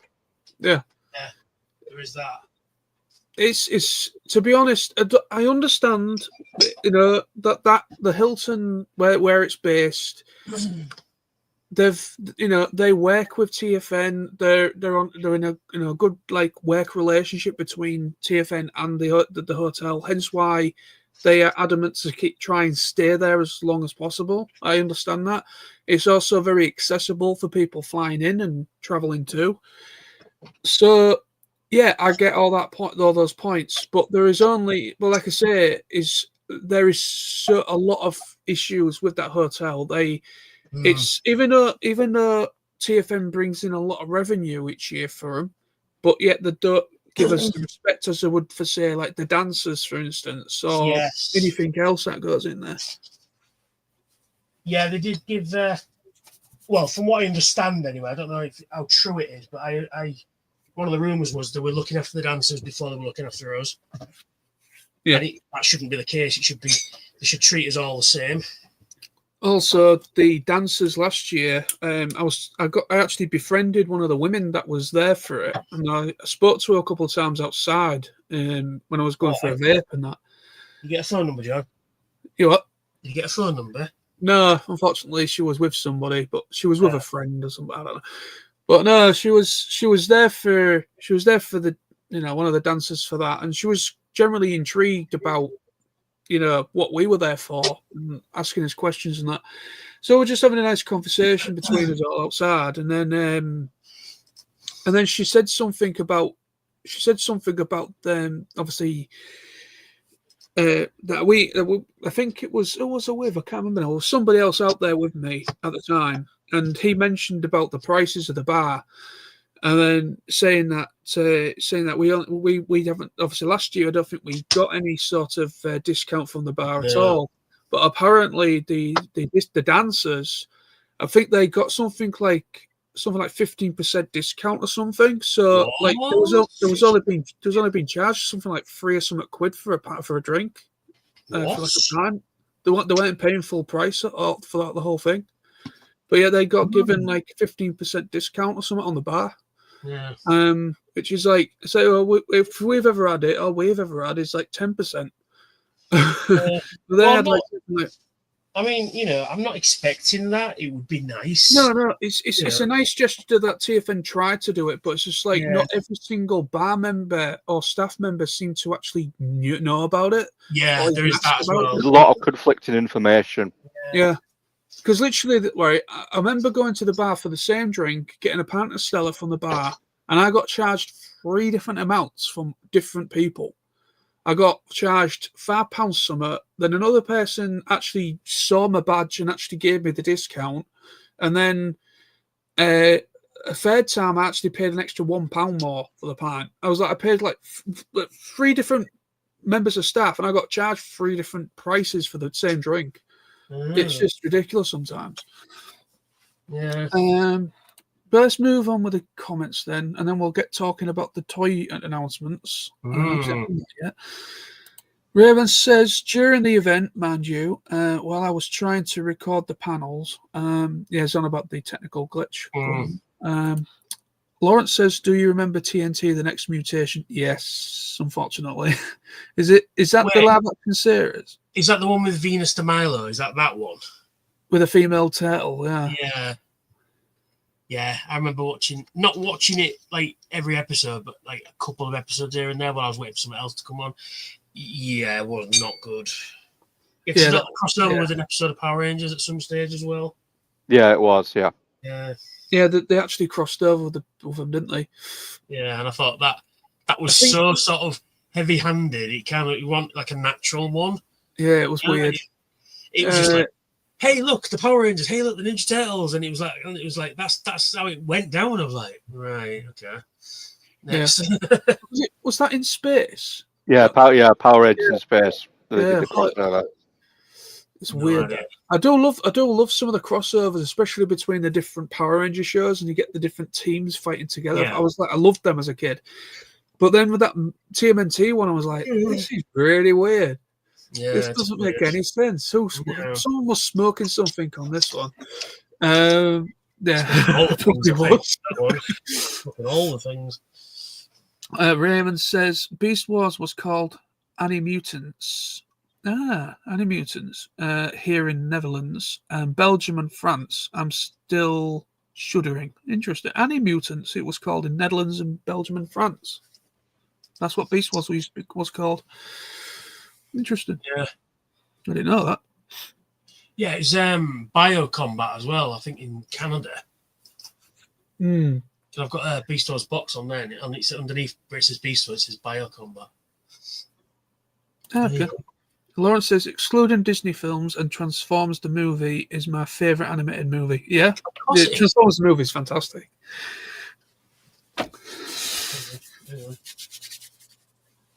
Hang on. Well, I've got at least 3 different versions of it on fucking Blu-ray. I've got 2 versions of it on Blu-ray, and I've got a DVD version and 2 Blu-ray. Yeah, that's the same one as that one. But this one is really hard to come by, and I just happened to find it in CEX one day for like £1, and I'm like, fucking having that. That's the great thing about CEX, even though they're a little bit shady with kind of like when you're trading stuff in, they're a bit shady, but you can find some stuff in there really dead cheap, and it's like, nice. I've got the 30th anniversary limited edition one that came out 5 years ago. I've got that version. Yeah, this is a really nice artwork in this version. Actually, I like this was a off Zavi. Oh, this isn't the one. It should have come with the collector cards, but it didn't, and I was annoyed. And I contacted them, and they were like getting back to me, and they never got back to me. So, but yeah, I love the artwork on the front of that one. It's really fucking cool. But my favourite version of it so far is this one. Is the yeah, that's the latest one, isn't it? The yeah, 4K, the 4K one. And it's signed by the guy who did the artwork on it as well. But I love the fact it's Rodimus Prime on the front. When you turn it round, Galvatron looking at him, which is fucking so cool. It is cool. And now this is the one with the Unicron artwork inside. Oh, nice. Yeah. Well, apparently, Terry Metalis, who did the season 3 of Star Trek Picard, it's the only season worth watching. At the beginning of the season, like the opening shot of the show, you see a blue planet and a red planet, which is apparently is a homage to Transformers the movie, because he's a big Transformers fan. Oh, really? Because when they was talking about the show, behind him was the HasLab Unicron. Sweet.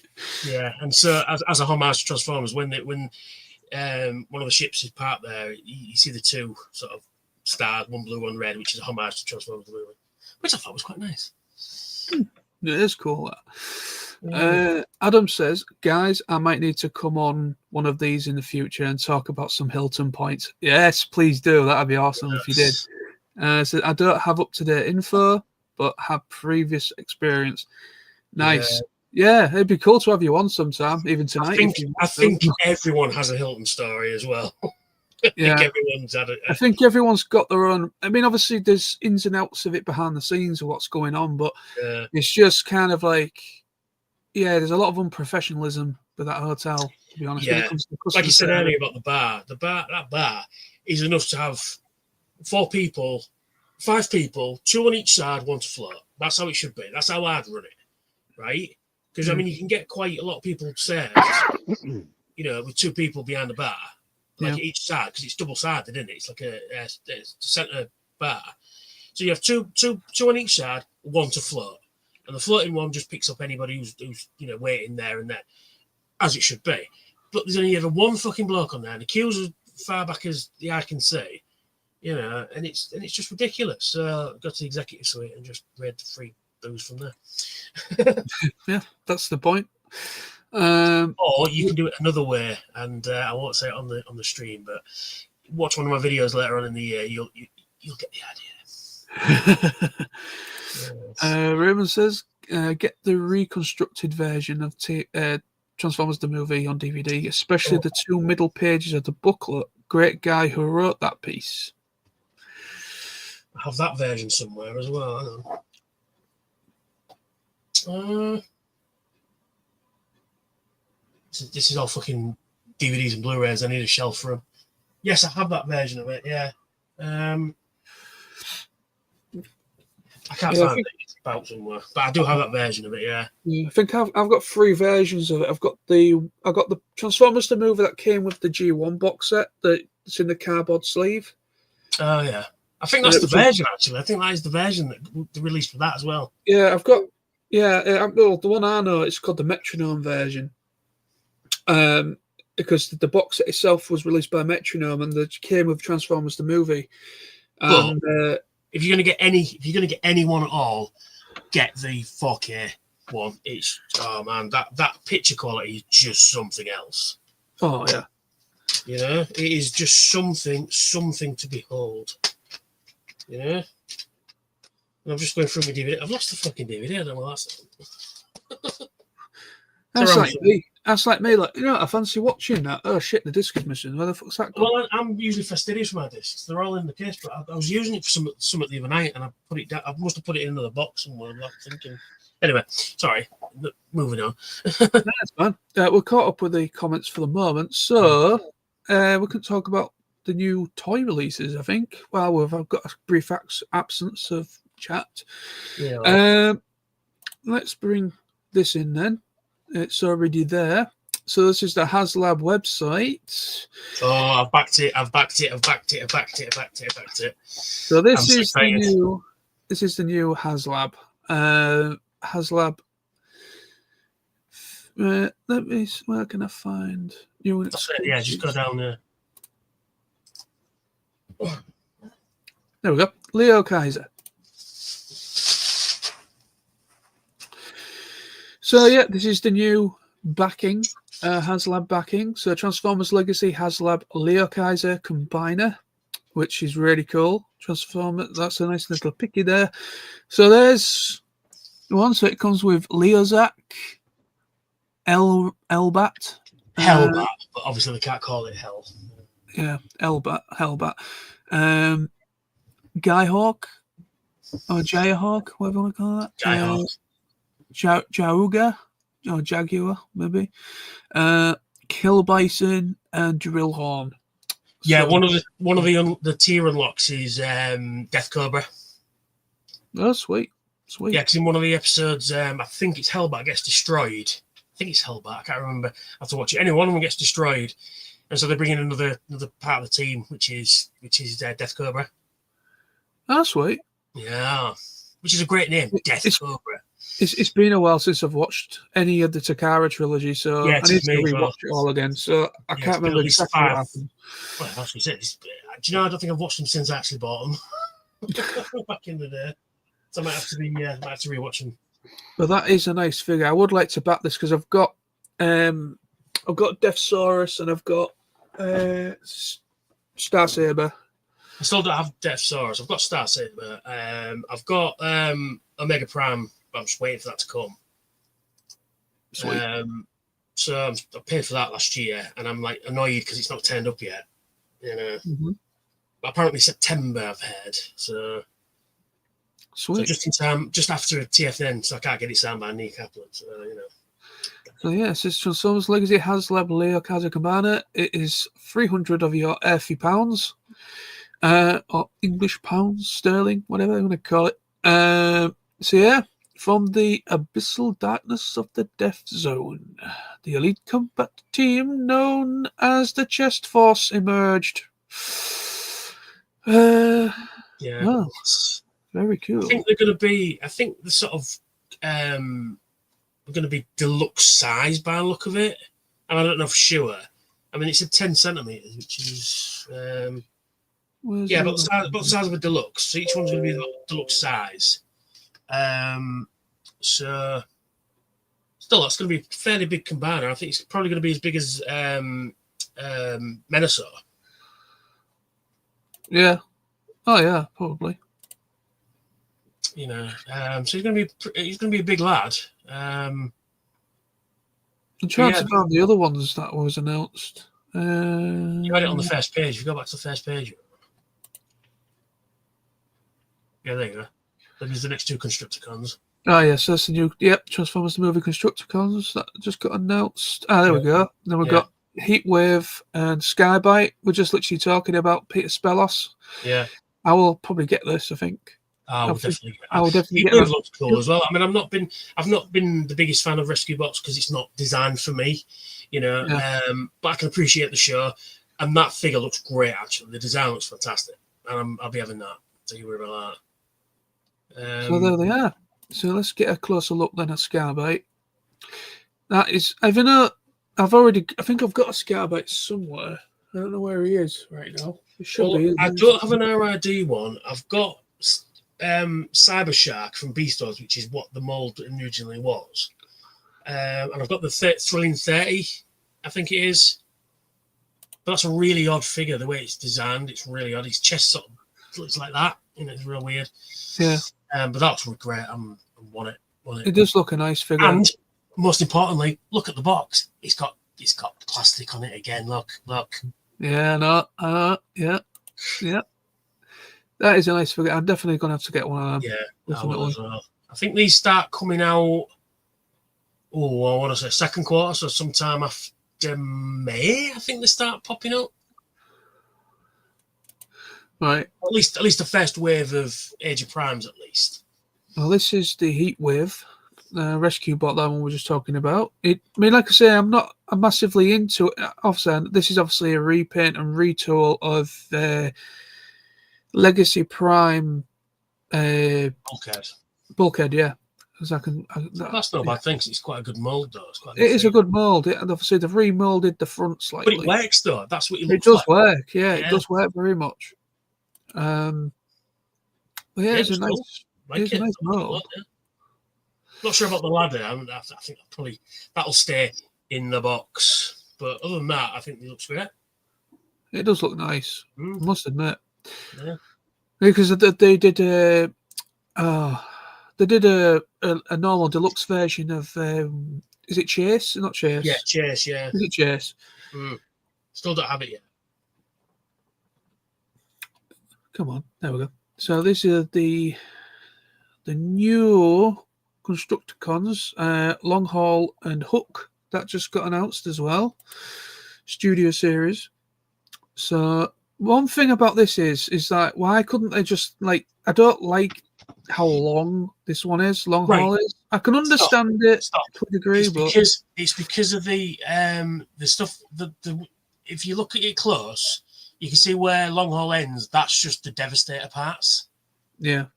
So I see what you're on about. Yeah. So I wouldn't worry about that too much. They have to go somewhere, and they've incorporated it as part of the. He's towing something. They've done it as like a trailer. They've done it as a trailer thing. Yeah. So that I have no issue with that. People will be out there going in the game, but it's part where they're going to go. Yeah. You know? Yeah, I see where you're coming from. Yeah, that's all it is. It's just extra. It's just to make him. It's the legs and thighs and hips of Devastator. Right? So. Yeah. Again, it's got to go somewhere. So they've incorporated as a, you could say, you might even transform into a little base thing in itself. So you can imagine the Constructicon designing a device, bringing it to the wherever they need it, and then build it on, and then become Devastator. It works. There you go. So the legs and the connector pieces got to go somewhere. So. Oh yeah. Oh, this boy's going to look great when he's all fully combined, isn't he? He does look pretty cool. I've not pre-ordered any of them yet, to be honest. It's sold out. As soon as I tried to pre-order them, gone. So the best option for those would be probably TFN. Yeah. Oh, yeah, and they've done it as well. So when Devastator is in Devastator mode, you can put Studio Series Sludge in his arms, like he's in the movie, so he picks him up. Oh, cool. Yeah. Ooh, Triptychon. Yeah, they announced that back in a while back. So, and they've made it look like the cartoon. I'm like, yeah, something like that. These are just what they've already pre-ordered, but because they do that Space Bridge image, don't they? Oh, yeah, there we go. Yeah, Wasp. Animated Wasp or Waspinator. Nice. Yeah. But I mean, I've pre-ordered that one. I've pre-ordered Red Alert. Superion's going to look great in robot mode. And everybody's going, oh, well, I don't like it, man. I said, well, did you like, this is what makes me laugh is, and they go, did you like Menasor? And I'm like, well, yeah. And it's just, they're using the same type of, body parts, to make him into, you can see it there. I've pre-ordered Star Convoy as well. Nice. Yeah, want him. I've got him as well. I've got the Fallen Megatronus pre-ordered. I've got Star Convoy. The others I'll get, but it's just that will sell out fairly quickly. Yeah, and that's what I've picked out. I don't usually pre-order stuff, but I like to go out and hunt for it. But in that case, that will sell out fairly quickly. And I thought, no, I will in that case, Yeah. For me, it's the thrill of the hunt. You go out and you find it, and it's nice to find it out and about, I mean, there's nothing wrong with ordering stuff. Don't get me wrong, I order stuff all the time, but these are the stuff that already are. But yeah, hang on a minute, let me find it. Because they've announced Noise Maze, another version of Perceptor, probably a G1, I think. I'm not sure. Might be just another Studio Series, but it looks like it's coming with a Rat Bat and Ram Horn. So let's get them for Soundwave and Blaster, respectively. Then there's Slug Slinger. We're getting a new version of Slug Slinger. Mm-hmm. Carnivac and Catilla as well. They've announced. Bloody hell.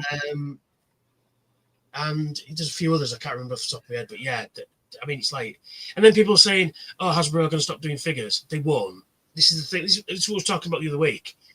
When people go, "Oh, they're going to move into a gaming company," that might be the case, but they're still going to do the figures, the Studio Series stuff, the legacy stuff. Same with Marvel. They're going to do the Marvel Legends, Star Wars Black Series, stuff that they know will make money. G.I. Joe Classified and all that. So they will still bring out those things, but they will be aimed at us exclusively rather than general toy market, if that makes sense. Yeah. So don't worry. But then what goes my mind though is they go, oh, we're going to move into gaming, and yet they cancelled Reactivate. Yeah, I know. I just don't get that even a little bit. I mean, why would you do that? I think because it had been stuck in development hell for years. I mean, Reactivate kept getting cancelled and thrown back and delayed, and I mean, I got pretty forgotten about it until the news popped up it had been cancelled.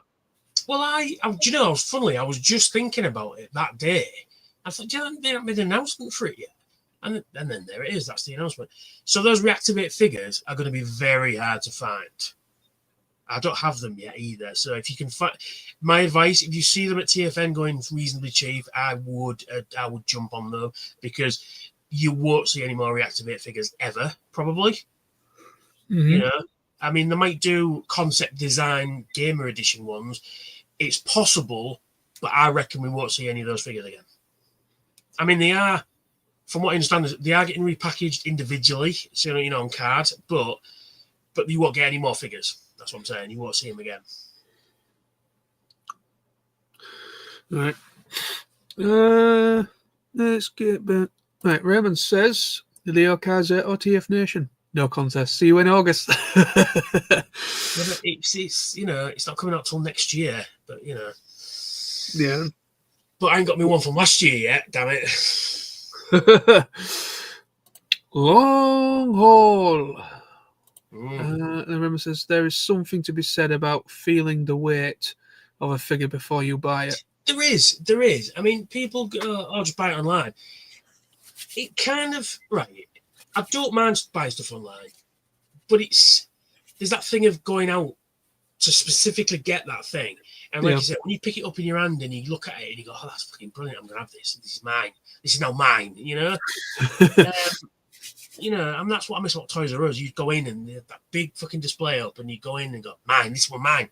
And it's like at TFN. You go in. What do? You look at figures. You pick them up, put them down, pick another one up, have a look, and go, "I'm having this one," don't you? It's just the same feeling you get. But now it's getting really hard to find Transformers at retail. I know that Smith's Toys have them, but you can't find them anywhere else, hardly. Game have them on occasion. Our Forbidden Planet is just a joke when it comes to Transformers. It's a joke for most things. It doesn't really have a lot of stuff. I went looking for blockies today, couldn't find any. I need to get some blockers. I think I'm the only person without any. What? At this point, I think I think I'm the only person that doesn't have any blockers, and I've literally tried to find some, and I'm gonna have to try and rectify it and get some blockers. Blockies are amazing, dude.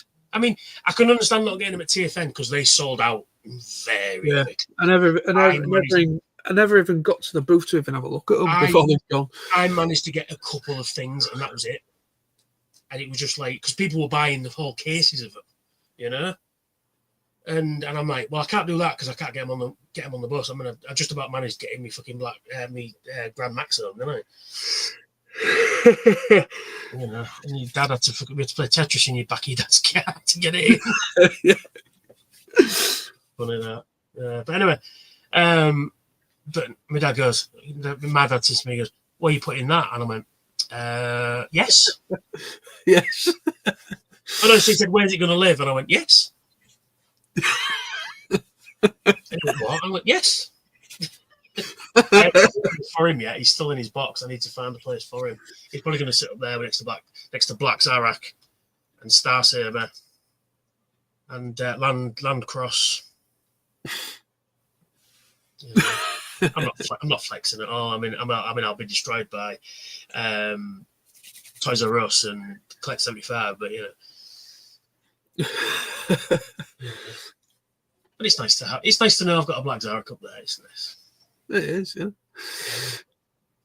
Well, do you remember that at TFN? I got it 2019, and I just turned into Gollum for about an hour and walked around the bar going, "Look, the precious." But then I did that this last year as well with I'm going to people. I'm like, "Do you want to see a unicorn?" And I'm like, "Is that what I think it is?" And I'm like, "Is that a Grand Max?" Yes, it is. Yeah. And then Jermaine gave me fucking shit because how are you getting that home on the bus? And I went, yes. Because I gave him shit the year before because he bought, bless him, his lovely little face. Jermaine got the Brave Max, from RRD. And, he was so chuffed, bless him. And in the bar, I sat there and stood and looked at him and went, so, how are you getting that home on the tube? And he went, and his face went from absolute delight to sheer horror. It was like, shit, yeah, how am I getting that home? And then he said it to me. I'm like, yeah, I know I was a bastard. I'm sorry. Good old Jermaine. Love you, man. Love you, man.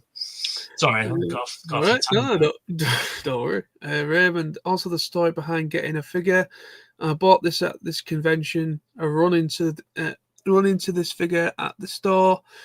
Oh yeah, got it. Yeah, like I said, I just said that, didn't I? I mean, there's a story behind Black Zarak. There's a story behind Star Saber. There's a story about this, that, and the other thing.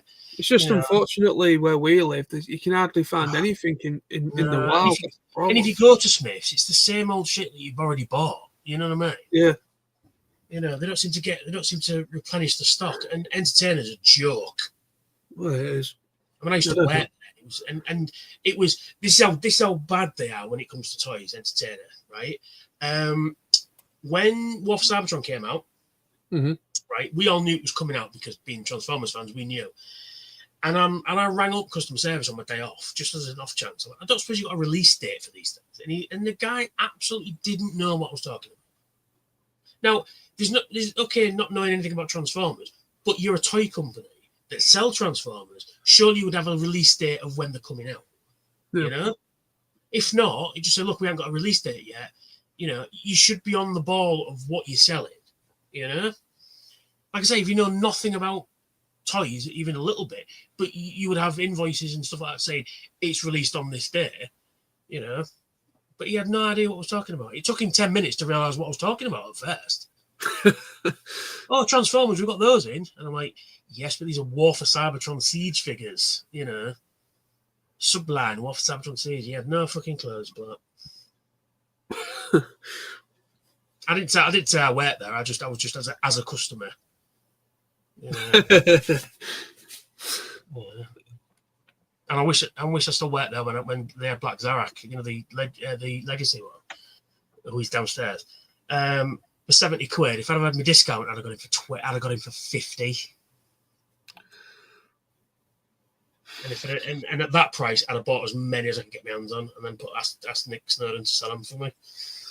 Not scalping. I won't scalp, but sell them at a decent price. But you know what I mean. If I sell them, I'll get a bit of chunk of change. So anyway, the UK in general is not really the best place for stuff like geek nerd stuff in general. Like anything. You go to Manchester. Every other store's got a fucking. There's a nerdy shop. But that's Manchester. Hull doesn't have any of that. Well, we have a limited amount of it, but not a huge amount. We've got a comic store. I mean, I love Paul. I was in there today chatting to him, so I got me. Those who just joined in the chat, I got this today. It's just fucking amazing. Yeah, if you're not reading it, you should fucking read it. It's fucking awesome. Really is good. Anyway, and so we've got a comic shop, but he just does comics, right? That's all he does. The occasional trinkets and that, but he doesn't do action figures or anything like that. Just comic books. The other place we've got is Forbidden Planet, and it's a fucking joke, like we said earlier. The only other toy shop in town centre is Toy Town, which is in Princess K. They haven't had any new figures in for about 4 years, it seems like. They've still got Cyberverse on the shelf, trying to sell them at full price. I'm like, yeah, good luck with that.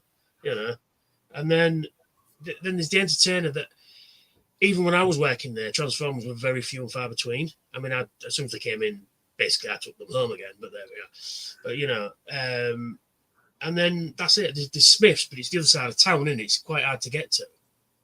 Yeah. And I was going to go today, but I couldn't be asked, because that's how far away it is from me. It's a good couple of bus rides, and it's like, I can't bother. But and so the only other choice we've got is wait till TFN or buy it online. Yeah. Yeah, it's same here. Yeah, and it's the game as well. Game says and Stronghold has Transformers, but I've got all the ones he's got. I've got already. Yeah, that's the only problem. It would be nice if we had some. I mean, like I said, there's the Transformers store in Battersea that's just opened, hasn't it? But Yeah, the that's problem weird. is it's going all the way to London. Yeah. I don't know. Sorry, I'm just being messaged. Sorry, I do apologise. I'm professional. Hey, But no, you're right. But the weird thing that I have about that shop, because I've seen people's videos walking through it, they have no mainline figures in there, No. which I kind of find interesting. They have the comics in there, they have the blockies, they have the everything that isn't an action figure in there, which, you know, like keyrings and t-shirts and all that sort of stuff. You know, everything that would, you know, periphery around the main brand. There's no main brand in there, which I found is very interesting. Now, they could be waiting just for Power of the Primes to come out, which is fine, but surely you would have your last couple of waves of Legacy in there, surely, you know? Like I say, it's one of those things that I can't see. Right, I don't want to sound negative, but this is just the way the world is at the minute. I don't see it lasting very long, quite honestly, because once you've been and you've got your t-shirt or your drinks tin, you know, your flask and, you know, your blockies and stuff like that, there's no reason for you to go back, you know, if you know what I mean? Yeah. Not like they get new figures every week. If they got new figures in every week, sure, be there every week, you know. But it's that kind of thing. It's not just niche; it's super niche. I mean, I don't want to be saying bad things about it, and that's not what I mean. It's just I can't see it lasting very long because for that reason. Yeah, I think probably wants to hype things down for it. It's just going to just go into the abyss again. It will, and it's because they won't get anything new in there. Like I said, mainline figures. If they got mainline figures in there, you know, it would be you'd go there every week to get new figures, wouldn't you? Or at least once a month to go when you got paid to go buy new figures that are coming out. But if they've got no figures in there and you've bought everything they've got in there, there's no reason for you to go back because I don't see them changing the stock anytime soon. Yeah, same. No, I can't see it. Yeah. And especially in this day and age, when you can go to In Demand or even buy off Hasbro Pulse's website itself, you know, why go there to buy it if you can't buy them there? So people won't go there for that reason. So it's you know. Yeah. Where are we? Sorry, I'm taking over the conversation. Do apologise. Well, no, it's fine. Don't worry. Yeah, you bring up a fair point, Tony. In this day and age, if the high street doesn't adapt, it dies. Yeah, but I mean, there's still room for the high street. This is the thing. This is in the day and age, and people think, oh well, I've said this 100 times, but people think it's the internet's caused the problem. It isn't the internet. It's supermarkets that are the problem. Because like Tesco in town, they've got entertainer stuff in there now. Their toy aisle is now run by entertainer, right? Yep. So why keep entertainer stores open when you can shut and put them in a supermarket? You see what I'm saying? So, but you go to a supermarket, and what can you say? Tesco, for example, what can you buy in there? You can buy the toys. You can buy makeup stuff. You can buy kids' uniforms for school. You can buy an outfit to go out in. You can get, you know, your booze, your shower gel, and all that sort of stuff. They used to do DVDs, but they don't do them anymore. But books and comics and stuff. So you can buy. I mean, not proper comics, but you know what I'm saying. You know, stuff for kids. So you can go in there and do all your shopping under one roof because you can get phones in there now, can't you? And insurance and eyes tested, and there's a chemist in there and all that. So there's no reason for you to go anywhere else. That's the problem. You know, so when you do your big shop, you go in there and keep the teenager happy, I'll get him a video game. Keep the kids happy, I'll get him a toy each, you know. That new book to come out, I'll get that. While I'm going out on Saturday with the girls, I'll get me makeup and a nice frock or something. So there's no reason for you to go to the other side of town that sells toys or makeup or DVDs or whatever. There's no reason for that because you're there, you're in your car and you've gone home again. You see what I mean? Yeah. And that's the reason why, and St. Stephen's especially, they've drawn, this is Hull I'm talking about. For those of you who don't know Hull, they built a shopping centre called St. Stephen's, which has the big Tesco in it, I was talking about earlier, right near the bus station. So if you're going out shopping, you're in St. Stephen's, you do your stuff from there, go to Tesco, come out, you're either in your car, come out the car park and home, I'll jump on the bus and you're home. So there's no need to go around town anymore because it's all in one area. And that's the problem. That's why Princess Key's not doing well. Prospect Centre's not doing well because everything's been drawn away from everywhere in town. Yeah. And Princess Key's only open because of you. I'll be honest. I'll tell you now. Anyway, sorry. Well, that and Primark. I think if Primark shut and then View shut, Princess Key would die. They're the two things keeping Princess Key open. Primark. Well, there's nothing stopping Primark moving to St Stephen's because there's definitely big enough shops in there to put it in. True. So, you know what I mean? So it's, you know, if that's the case, that's town done, probably. You know? Actually, you're right, to be fair, Tony. Yeah. You're right. If Primark moved, then, that would be the city centre pretty much killed. Yeah. Because like I said to you, ordering stuff online is one thing.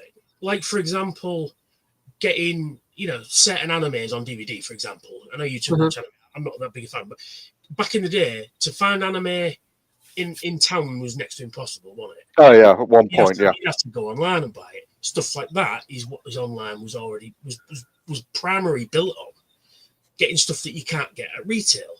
But because, like I say, if it's not at retail, you can find it online. So why go? Again, it is a problem, but I think, you know, but that's when you go online because you can't find it in town. You say, well, I've been around town, been all around the shops, can't find it. I'll go on in demand and get it from there. You know, fine, perfectly all day. But the point is, you should be able to find it in town. But if it's like a rare figure that was like an exclusive to whichever shop, again, fine. And that comes back to the next thing. When War for Cybertron was kicking off, how hard was it in the UK to get figures? Very hard. Because all the main cast were all exclusive to Walgreens and Target and God knows where else. Shops in the UK that are in the UK. So we couldn't get them as fans. You know? And then it's like, oh, we've got to get the scalper. So we've got to go, if you want those figures, you've got to pay through the nose for it. You know, which again, sorry, I'm on a rant now, I'm sorry. But you know, when we've always complained that we couldn't get figures. I mean, it's not a new thing. They were doing it in G1. Like I said, Swoop was never released in the UK. Blaster, Preceptor, and a smattering of others were never released in the UK. So it's not a new thing to us, right? But I remember, you remember when Generations Windcharger came out, right? Yeah.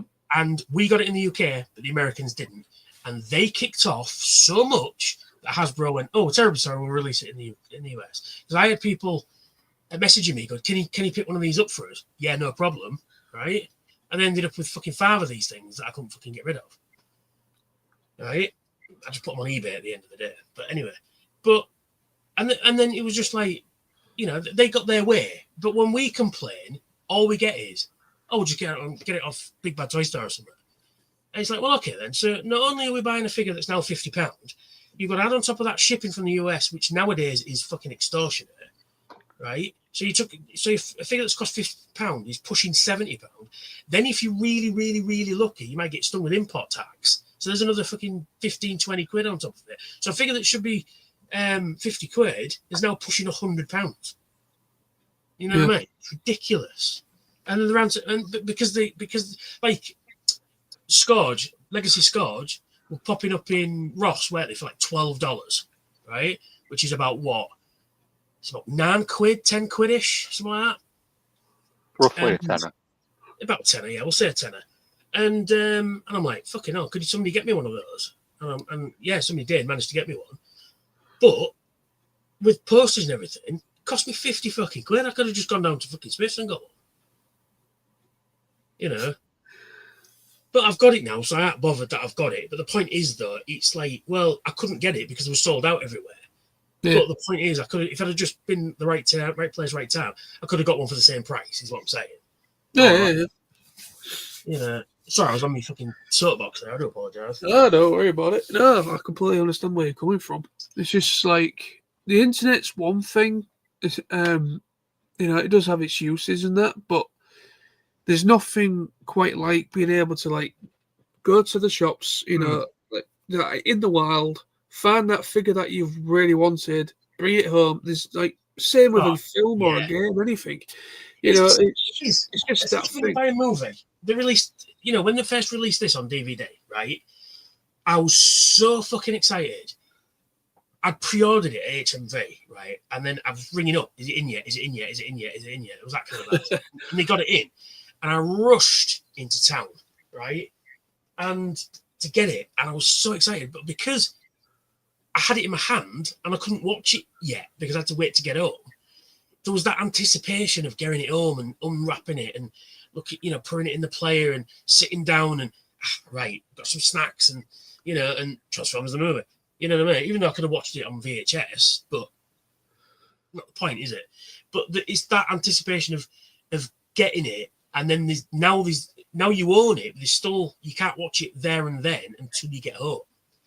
I mean, all right, getting like an obscure Godzilla film, for example, on DVD.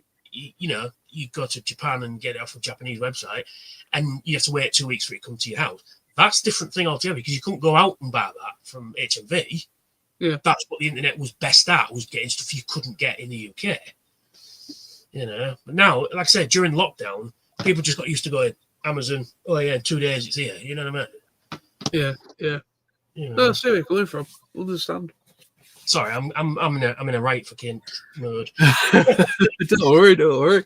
Yeah, sorry. I just got to do. It's nice to get it off my chest as well. But but that's the thing though. Like you said, there is that thing of, especially if you've been looking for it for a good while, and you go to some obscure shop, not expecting to find it, and there it is, sat there looking at you. You go, mine, You do. You go, fucking man. But then I'm that kind of asshole. It's the better package. Oh, one at the back. I'll get the back up. I'm also guilty of hiding things as well. If I've got no money, I'm waiting for payday, and I'm like, do you know what? I'll just put that right in the back, right under there, and and then I've gone back and it's still there. Shit, like that. Yeah, I've done that. I've been involved in that. Well, apparently though, I've seen videos on YouTube that people were doing that back in the day. But shop shelves, because you can take them apart and rebuild them at the real modular. They were opening bottom floor shelves, and there was like figures from like 10, 15 years ago still hid underneath. And because they're still technically on the system, they were selling them. So it's crazy. Yeah. So it's always worth checking underneath the thing. But yeah, so and there we go. I've just ruined the conversation. That's fine. I'm just seeing where I am with the comments here. One thing I've been thinking of recently, I don't think within the next 5 years, I think games going to go bust. It's already done that. I think it's becoming a toy shop rather than a gaming place. Again, comes down to, I saw a video the other day of a kid going, "Oh, I don't know why people buy physical media.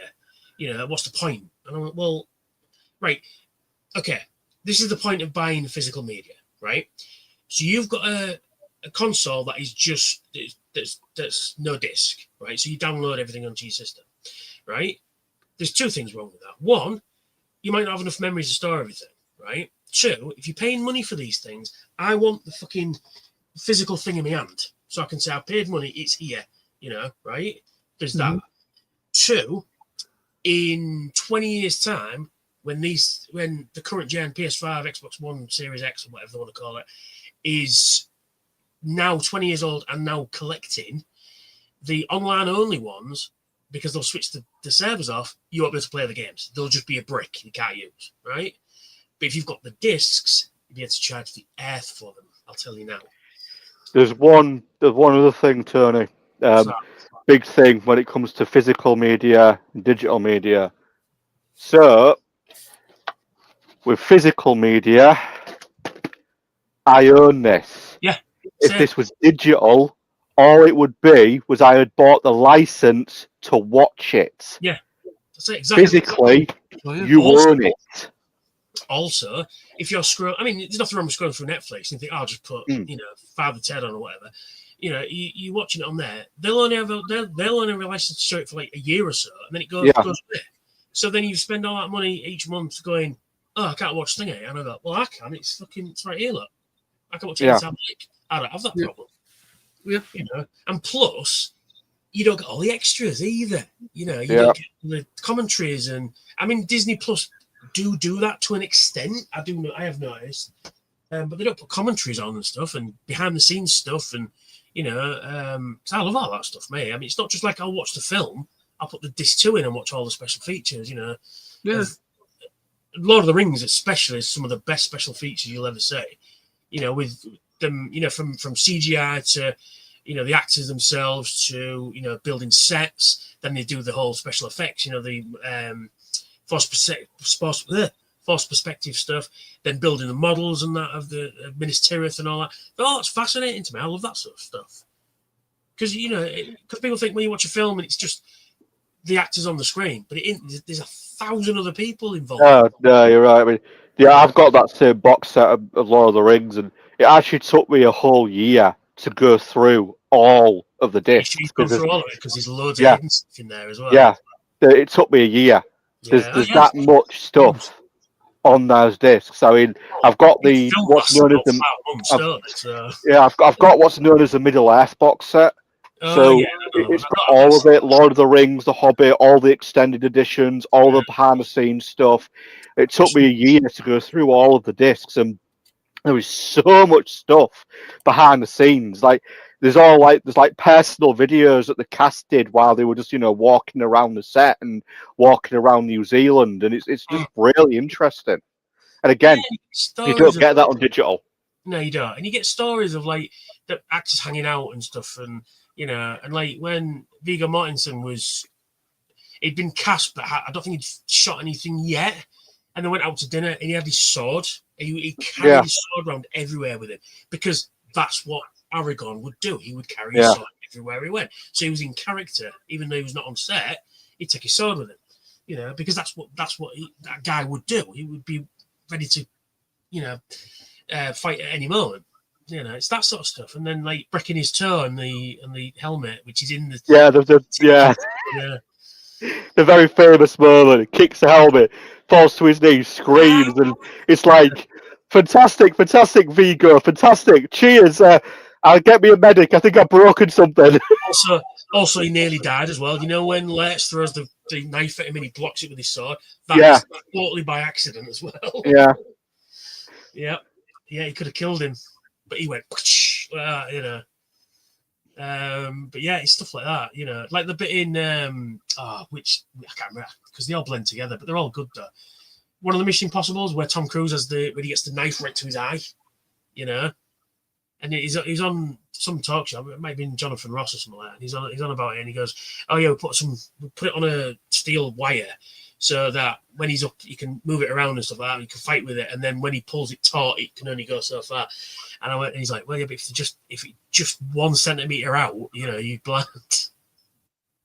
You know, because he's talking about to Matt Damon. They had dinner together, and Matt Damon was telling him about one of the stunts they were doing, and he goes, "The stunt guy." He's talking to the stunt guy, and he's like, "Well, I think it's too dangerous for you to do alone." And then Tom Cruise goes, "So we got another stunt guy." You know, it's that sort of stuff. I love that sort of stuff. You know, like from page to screen, that sort of thing. You know, it's there's a long process going through. And like Lord of the Rings, again, when I talked to the artists, they did the illustration for the books years ago, and they brought them both in, didn't they, to do the work for the film and that. You know, that sort of stuff you don't get on streaming. You know, and you know, video games as well. You know, you've got to have the physical thing. My opinion. Yes, there's DLC and stuff like that, but I don't, right, just a good tangent again. I don't mind DLC to a certain extent. If it's cheap, fine. Okay. If it's a $5, say, and you're getting like another, you know, 2 or 3 hours gameplay with extra bits and pieces, sure, no problem. But I don't want to buy a game. I want to play a full game, and after the full game, there's a bit extra you can pay for, sure. But I don't want to buy a game that everything you fucking do has now cost you extra. Like on Call of Duty, you can pay, was it the Legacy Pass or whatever it's called? Season Pass, sorry. And it gives you a gold gun and a fucking backpack and a face mask. Stuff that you can't see while you're playing. So what is the point? You know? You know, because all you do is you see the gun in front of you, don't you? And you don't see your, you know, avatar. So I think all that sort of stuff is what's the point? I mean, I don't usually do collector's editions, but I did for Resident Evil 2 when they remade that, because one of my favorite games of all time. And then that you get the soundtrack for the original game, which is instantly I put on instead of the new one. I don't think I've even heard the new soundtrack. I just put the original soundtrack on. All the different costumes from the original game. There's even the sprites where you can play as Natty, 8, Claire, and Leon. And then there's the Samurai's Edge for all three of them, Wesker, Chris and Jill, all that sort of stuff. And I don't usually do that sort of stuff, but for that game I did, because it's needed to, isn't it? Oh, yeah. Yeah. I've always been one for physical media. Always have been. There's nothing quite like it. No, they're in. No. I understand digital has its place, streaming has its place. Of course it does. I mean, it's like when I mean, years gone past, you'd flicker through TV and you think, oh, there's a film on I ain't seen for a while, even though you might have it on DVD or VHS. Because it's on telly, you might go, oh, I'll watch it because it's on telly. That sort of thing. That will always have a place. Like you said, I'm sorry, I took the reins from you there. Sorry. No, sorry. But no, yeah, I see where you're coming from. It does. Streaming and digital does have its place. I completely agree. It's conveniency. Like as you just said, if there's a film that you maybe don't own and it's on there, you're like, oh great, yeah. Oh, it's a brand new home premiere. Say like Prime Video, for instance. I've got a film you didn't get to go to cinema to see. Yeah, win. But me, I've always been buy physical, even with video games. Even though video games is just an activation code nowadays, but it's just that thing of going to a shop and coming home. I've got it. It's in my hand. But then I said earlier on about, but it's that anticipation of. Not only do you now have it, you've got to now get home to play it. There's that still that distance between you and and playing the game or watching the film, and I think that amplifies your anticipation because now you own it. Can't wait to get home to watch it or play it. Yeah, exactly. Right, let's get back on track with there's loads come up. Yeah. Comments. Where am I? Raymond, he says, "Oh, you can mention Smiths again. They unfired me." Miss. Yeah. Congrats, mate. I'm so glad. Congratulations, Raymond. Yeah, because obviously, that's the thing. Like some places, they kind of like give you like a temporary kind of thing, and then they kind of make you think they're going to keep you on, and then they don't. And... Yeah. But then there's the rumor of. Oh, somebody might get, the what's the word, downsizing, and you think, oh shit, my job's gonna go. It's that sort of thing, and but yeah. Raymond says people at the Hilton go, yeah, that's the guy who bought the black Zarak. I didn't work here yet, but back then, but that's the guy.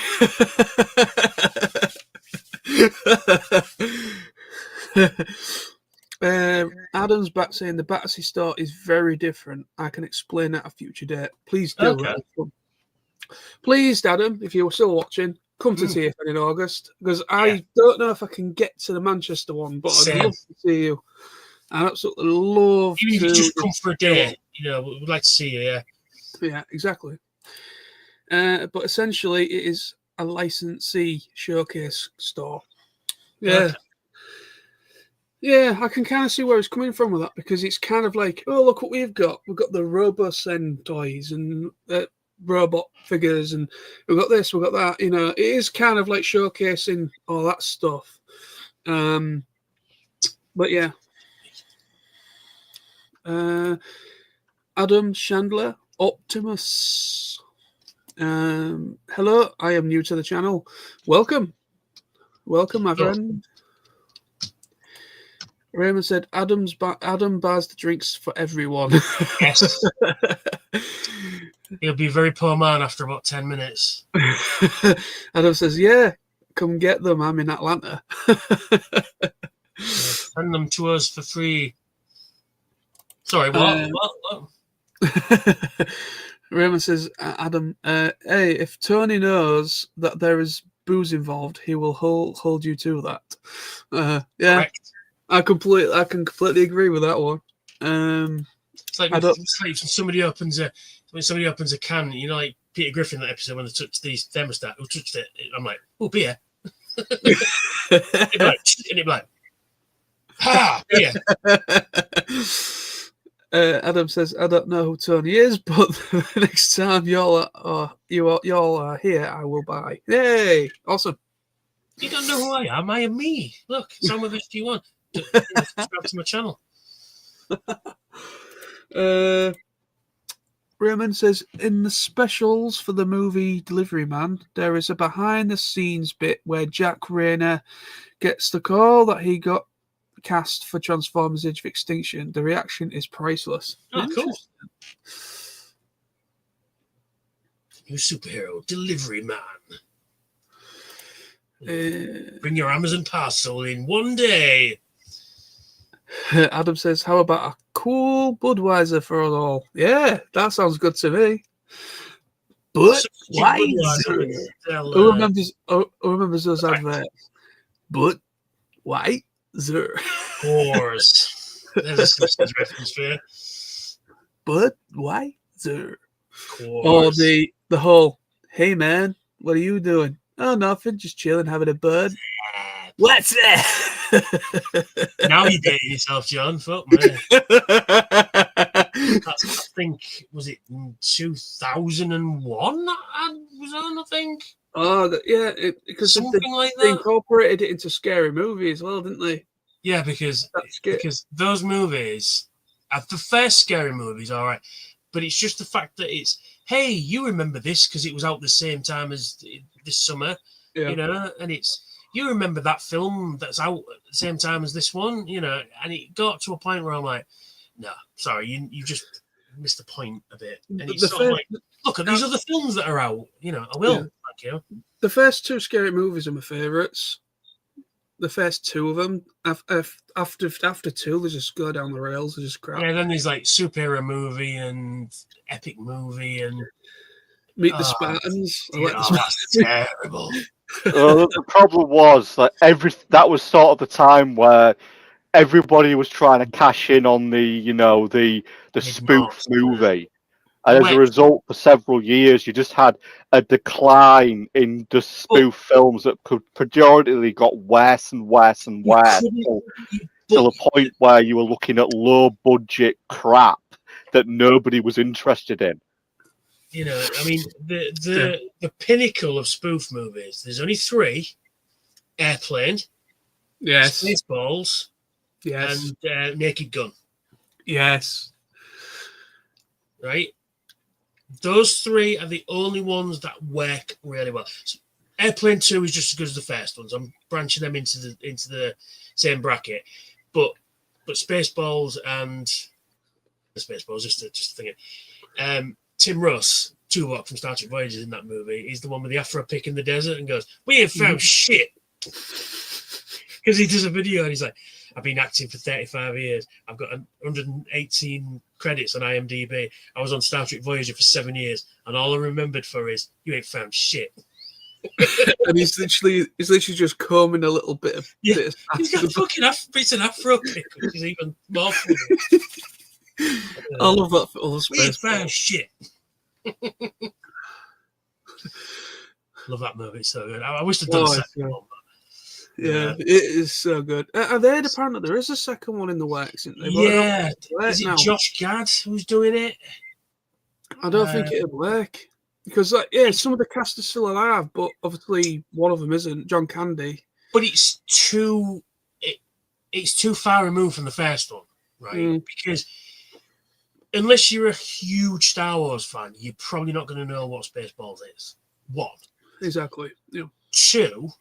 Like I said, it's been too far between. Even the hardcore nerds might go, "Oh, what Spaceball?" You know. And plus, it's not been written by Mel Brooks. I don't think it's going to be good, quite honestly. Yeah. Which has a reference to Transformers in it. Just so you know, it has two references to Transformers. You know when you go Spaceballs, the flamethrower, and you go Spaceballs, the coloring book, and it's Optimus Prime on the front, and the lunchbox is the battle scene from the 86 package with Metroplex and Tripticon in the background. It's that scene. Yeah. And then later on, when Spaceball 1 turns into Mega Maid, and he goes, "It's not just a spaceship, it's a transformer."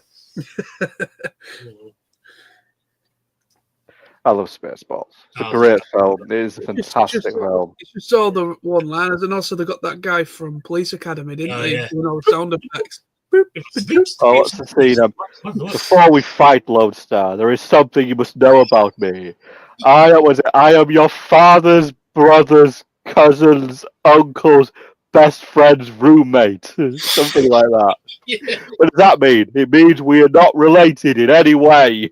My favourite bit in the whole film is when he goes, "What the hell am I looking at? This is now. What do you mean now? This is now. What happens then? What happens now? It's happening now.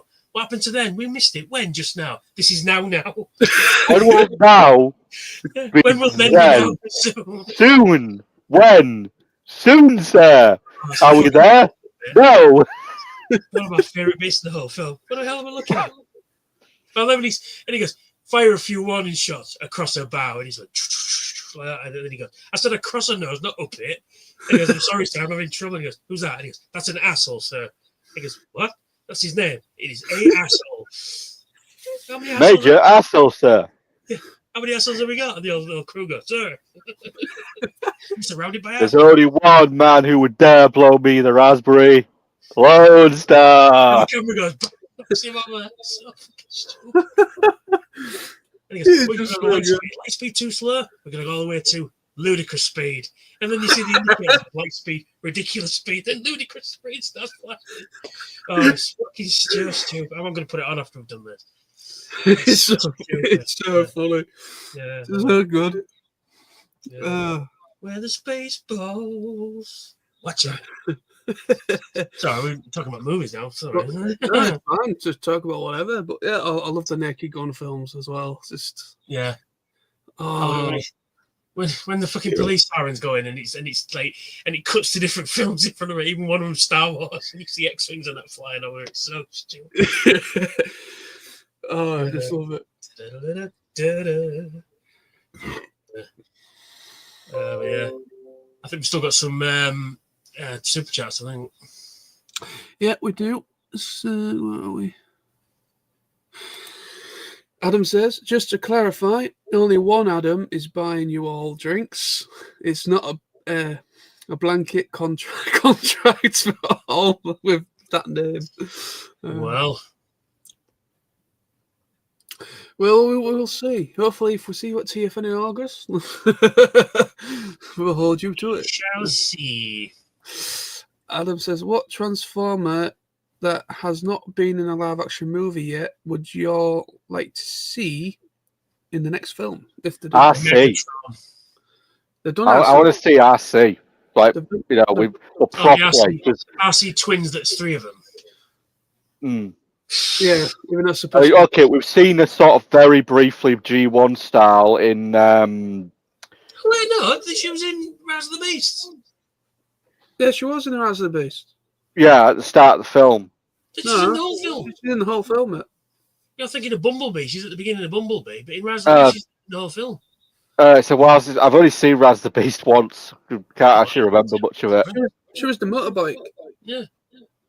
Oh yes, yeah, she was. So I've only seen it once. I don't remember much of the film. Can't get the staff these days, can you? Ultra Magnus might be a good one. Ultra Magnus, but then I could sit here for an hour and name Transformers we should have in the movie. You know, Trax, Huffer, Blue Streak, Sunstreaker, Trailbreaker, Hoist, Grapple, Inferno, Gears, Cliff Jumper. But he's been in the film, but only gets sliced in half. You know, Bruticus, Menasor, Abominus, Computron. You know, the list's endless, really. Yeah, I'm just trying to think. Like, obviously, with Rise of the Beasts, they brought in the Maximals, and we only got obviously obviously we got Primal, Rhinox, Cheetor, and that's pretty much that. Oh yeah, Neres, even though she didn't do anything. Ape-Link at the beginning as well, and it's like, well, where's Rat Trap? We're all gonna die. Where was that? You know? That's the thing. I mean, if apparently there was going to make a sequel and we're going to bring the G.I. Joe in as well. Well, it does hint at that. I mean, that's apparently still in the works. Apparently, crossover film. It's apparently still going to happen. There's been no word of that being cancelled or anything. Well, so, what I'd like to see would be a live-action Mask movie. yes. That was rumoured a few years ago. The thing is, I think Mask could be a lot easier to make because it's just slightly transformy vehicles. They're not full-on Transformer, are they? Well, you can have it in the same universe because you can have it as a spin-off of G.I. Joe because you can have the Mask division because is a spin-off of Cobra. Cobras have venom. You see how that works? Yeah, exactly. Yeah. So you can have it. I mean, I had an idea of doing a film, but I'm not going to write it. But I'm not going to say it here because somebody will steal it. But basically, it was you could set it up in G.I. Joe, like they go see Specialist Tracker, for example. Hey, I'm working on these designs, and then that's it. You leave for the rest, and the whole rest of the movie happens. But just a little reference here, like they've done in the Marvel movies. Just have a reference to, a character there, a situation here, and think, it's coming soon. But I think like I said, I'd like to see Mask back. But apparently, it's coming back. Toys, is it? It's not Funko. There's another company that's doing them. Ramen Toys. That's it. They're redoing basically G1 Mask vehicles, and I'm like, that's going to make me very poor, isn't it? They're not cheap either.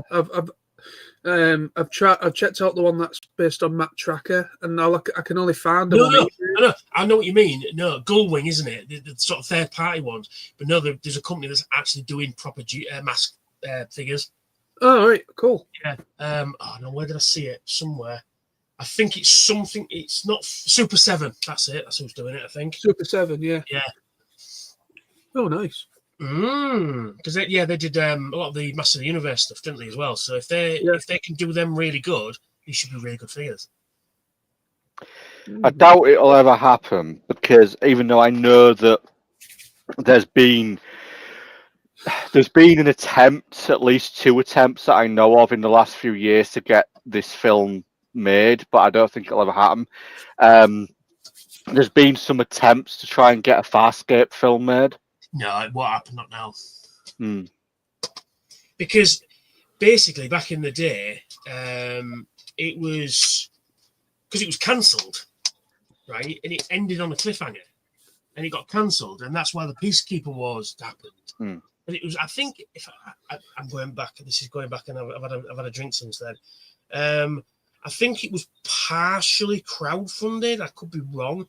If I remember rightly, something like that got Peacekeeper Wars made, to end the series, but don't think we'll ever see Farscape again, quite honestly. And it's not that I don't want to see it; it's just I don't think we'll see it again, quite honestly. Because it's one of those niche of a niche of a niche of a niche kind of things, like Stargate as well. It's probably apparently Stargate's coming back. I've heard it. I keep hearing rumours about a new series.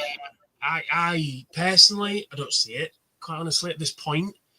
Especially with everything that's been going on with Star Trek and Star Wars and everything else, which I'm not going to get into here because I'll be here all tonight. But I think if whatever was in plans may have changed, so if they're going to bring out a new series, which is good, it would be good because I love Stargate. It's great. It's a great series. It has a bit of everything: a bit of science, a bit of mythology, a bit of military stuff, and it's all done up with with the actual science as well as made-up science. Yeah, I know things haven't been particularly great within the Star Trek universe as of late.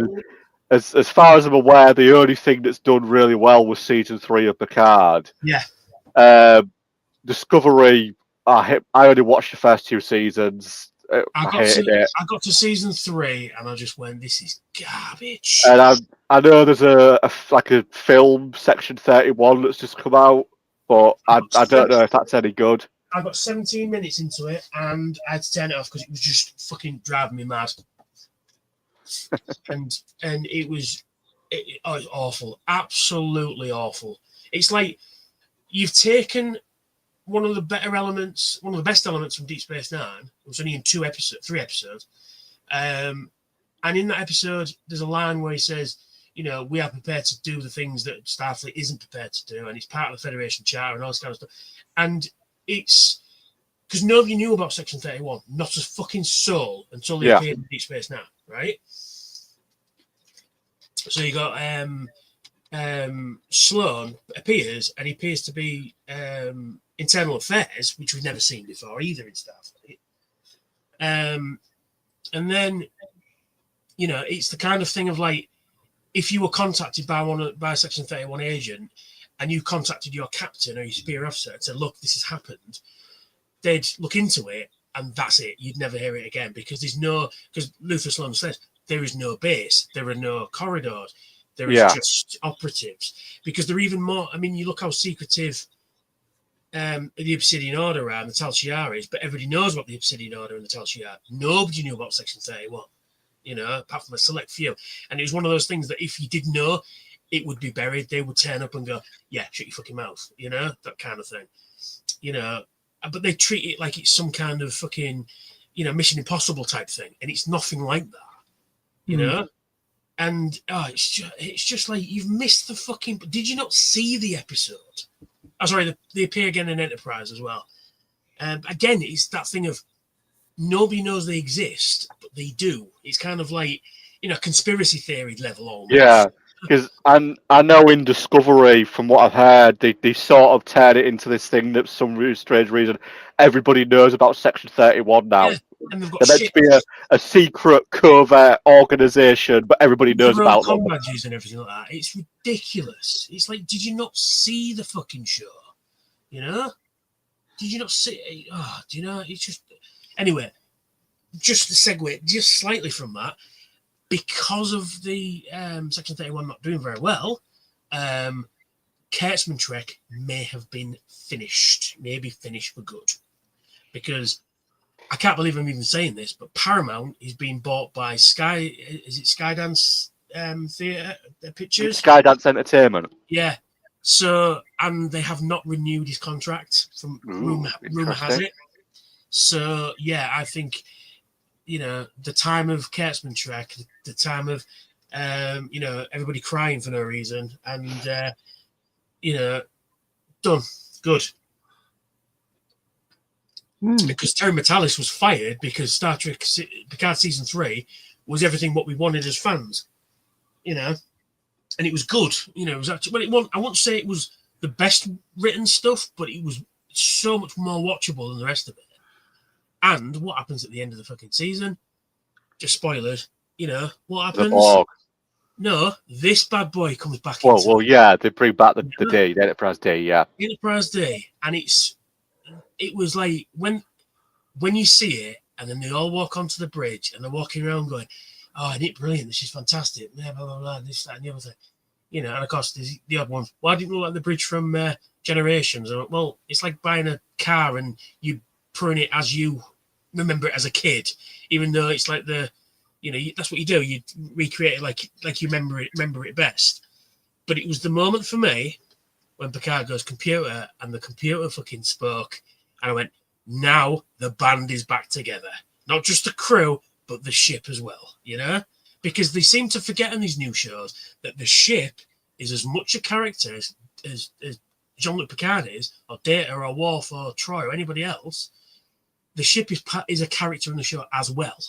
It's not just a vehicle that can get them to A to B, which it is, but it's a character in the show as well. They write, you know, the ship, it does this. It's because it's a character, even though it doesn't say. Well, it does say things. It's got a computer voice, you know. And that's what they seem to forget in these new shows. Oh, it's just a ship, and you don't even see the ship in some episodes of Discovery. You see it in like the opening shot of the show, and then it's them really big, weird corridors that they all run around in, you know, and all the crying, and then suddenly they've got holograms that, you know, they won't be, you know, that they won't have for another 100 years everywhere else. It's sort of like, what's going on? But it's also been retconned into another universe. So yeah, I heard about that. Yeah. So it won't be remembered in a few years, and like same thing with Doctor Who. It's the latest the last season was just garbage. The last season of Doctor Who I watched was the first season of Jodie Whittaker. That was the last Doctor. I only watched one season of her. That was it. I haven't watched anything since. I think she was good as the Doctor. I think she should have got better scripts.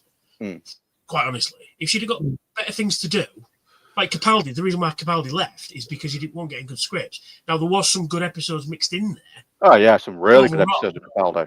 But overall, he's my favourite new Doctor, Capaldi, because he felt like an old Doctor as well. You know, he felt like he could have been put in between Tom Baker and William Hartnell, somewhere in there. You know, in that area, he would have worked fine. He'd have been perfect. You know, but it's the attacking the fans I don't like, right? Just because you said you have an opinion. Yeah, because you've gone to see a film or watch a TV show and you've gone on Twitter gone, that was the biggest load of shit I've ever seen. And then you get called an ist and a phobe and God knows what else. And all you've done is expressed your opinion on a TV show that you didn't like, right? Yeah, well, just an example, look at all of the crap that's been coming out in the last few months because people didn't like The Acolyte. It's terrible. I mean, yeah, I watched all of it, hated it. The writing was terrible. The story pacing was terrible. Everybody said it, and all the actors lost their shit and were like, "Oh, you're all racist. You're all this. You're all that. You don't like it because we're women, because we're black." No, nobody likes the show because the writing is terrible. It's awful. And he was same thing. Shooty Gatwa in Doctor Who said the same thing. He said, "Well, if you don't like it, go out and touch grass." Well, turns out that's what everyone did. Nobody fucking watched it, you know. And then they they blame the fans for not watching it. It was your fault it fucking failed because you didn't watch it. So, well, yeah, because I mean, I got was it episode 3? I want to say when they got the power of 1, the power of 2, the power of. No! I was laughing my head off when I watched that episode. I was laughing so hard. It was so fucking ridiculous. I cancelled my Disney Plus subscription. I've never seen something so hilarious. Like, the power of 1, the power of many. What is this? What am I watching? This is not Star Trek. I mean, Star Wars. The fire in space. Yeah. Repairing the ship, and it explodes, and there's a fire burning, and you can see smoke bellowing out. Yeah. And it triggers a memory from when she was a kid. I'm like, right, okay, there's a number of things, right? Okay, yeah, it's Star Wars and blah, blah, blah. But you've got to have a little bit of reality in there, too, because then you buy it as real, right? You know, suspension of disbelief. So if you've got a fire in space, I mean, yeah, you see explosions and stuff like that. But if you've got a fire in space, it will burn, but it'll burn like a Bunsen burner. It won't burn like a fucking fire, right? Because there is oxygen being fed to it, so it will burn in space.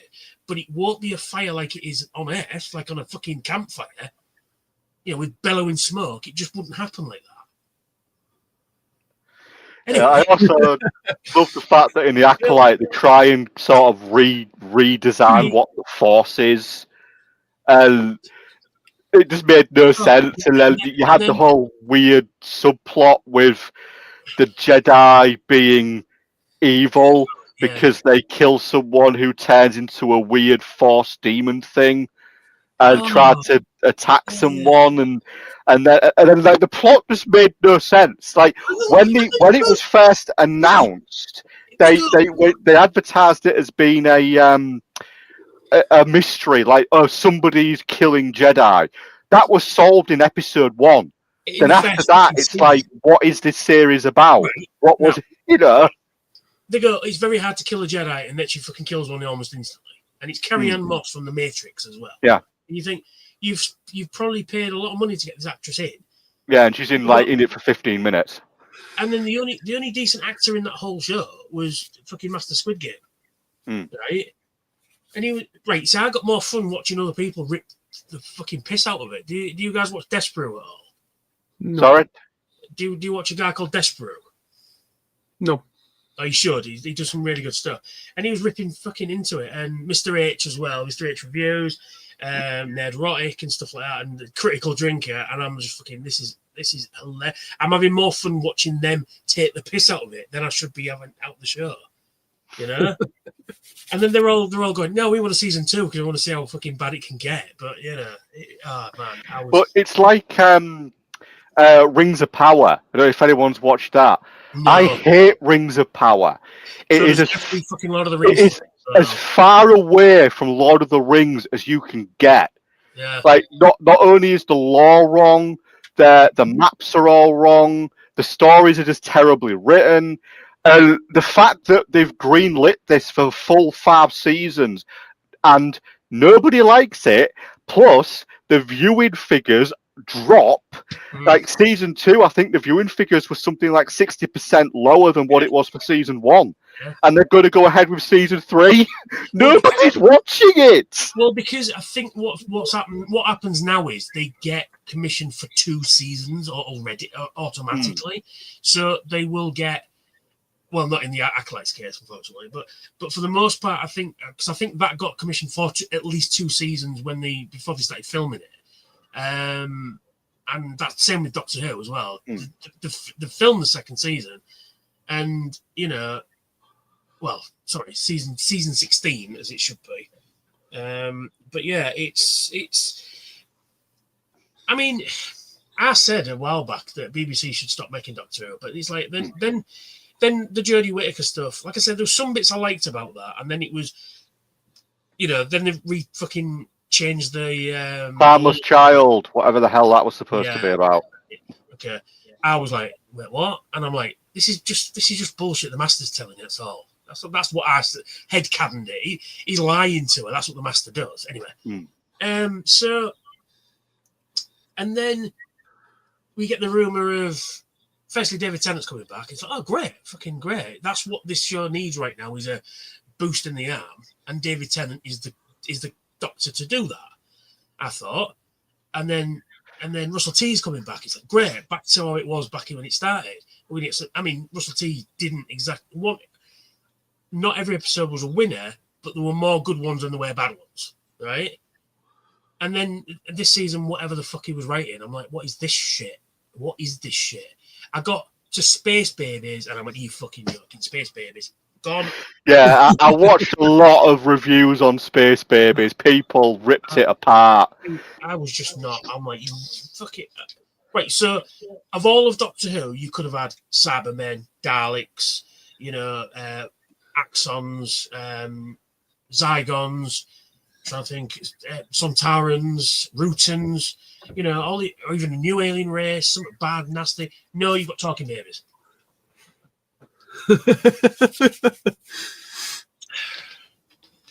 I mean, there was a funny line in one of Capaldi's stories when he says, "Oh, don't you speak, baby?" Right? Because he was talking to a baby, and he goes, "Don't you speak, baby?" You know, he goes, "No wonder you humans turn out the way you do, because you can't understand a baby," or something like that. He says, which is a throwaway line, but it was kind of funny, right? But it didn't need a fucking follow up. Sorry. Well, all I can say on that fact, I've not watched anything since I stopped watching a bit with Matt Smith. Well, that's going on. Matt Smith, I thought, was, even though Matt Smith is a good Doctor, I thought he did a good job after Tennant. Yeah. But the writing again really suffered, and I didn't watch the season where he regenerates and then into moved Capaldi, on. yeah. Into Capaldi. And the same with Capaldi. I watched a few episodes of Capaldi's. Loved Capaldi as the Doctor. Again, no support with the writing. And the same with Jodie, I think. I don't think she had either. It's happened ever since Matt Smith, I think, where the writing's just gone. I think the one of the crimes of the fucking of Doctor Who in the start is not letting Christopher Eccleston have another season. Because his Doctor's great. It's right? why he left, wasn't it? Because he was supposed to be more than one season. He left because he didn't get on with all the writing staff, which is who's come back now. He said he'd come because he didn't do conventions for a long time, Like he would distance himself from it, and then he sort of started doing conventions, started to talk about it, and he said about the fact that he said he'd come back if he got rid of all that stuff. If like it's a completely new set of people, he would come back, right? Because he said he tried to, basically do his own thing, but they're all like, no, you can't, there's if you watch it, there's he talks about it. So yeah, he should have had another season, or at least another 2 seasons. I mean, David Tennant was great as well. Don't get me wrong, I'm not knocking David Tennant either. And Matt Smith was good again, but it boils down to, it's a children's show, right? And fine, okay, it's not going to have the morality tales that Star Trek does, for example. You might have a bit of that in there, but it's not going to be as in your face like a Star Trek episode would have been. You know what I mean? So it is more like bug-eyed monsters and Doctor, look, it's a Dalek, Yeah. So it is geared more to kids, but there's a lot of stuff that adults can get out of it as well. I'm not saying it's just a kids show, but it is pointed that area, if that makes sense. I'm not saying that's a bad thing. I'm just saying it's just that demographic they're aiming for. The sort of tweenies, as they say, don't they? Anyway, stuff they can sell toys to, right? As adults apparently these days, and the kids don't want toys. But anyway, that's another discussion, right? So yeah, I've lost my point now. I've lost what I was saying. So nowadays, the whole, I don't want to say it because I'll fucking go on it, but the whole modern audience thing, right? Did you know the new writer they've got for this season of Doctor Who? Have you heard about this? No. It's a trans writer, right? Trans woman, which is fine, no problem there. But she has written books that are banned in school, books for kids about how to be gay, right? Now, I guess if you are in that area, fine. But it was, and this is honestly true. You can go look this up. Sorry to bring this stream. No, it's fine. It's fine, mate. But she was writing stuff about how to meet gay men on various websites for children, right? Children? Are we talking children? Children, like right, as in children. Children don't have any concept of sexuality. Correct. That they don't have that concept. Correct. This is why I hate the woke movement, as it's called. I hate it. It's so dangerous. This is now who's writing Doctor Who, just so you know. And then, I mean, it's fine if you want to branch out on that, but she was writing books how to meet adult gay men on various websites for children. Yeah, that's fucked up. Right. Into bringing this down, we were talking about how good. That's fine, right? That's going to probably mean the next season of Doctor Who will be ripped apart by various people on YouTube. Yeah. Critical Drinker, Nerderotic. Bloody hell, what's his name? I love Critical Drinker. Believe that. Oh my God, seriously, mate, what is wrong with the world? I don't know. I don't know. Now that, I hate to say it, but now that Donald Trump's in charge and now he's got rid of all that, all this DEI stuff, it should go back to normal to a certain extent. I mean, I don't necessarily believe everything that he's churning out, but that thing is a good thing. And the fires in LA, bad, terrible, and I'm not knocking that at people who've died and things like that. That's not what I'm saying is, but good things will come out of it, because the fire chief in LA was a DEI hire.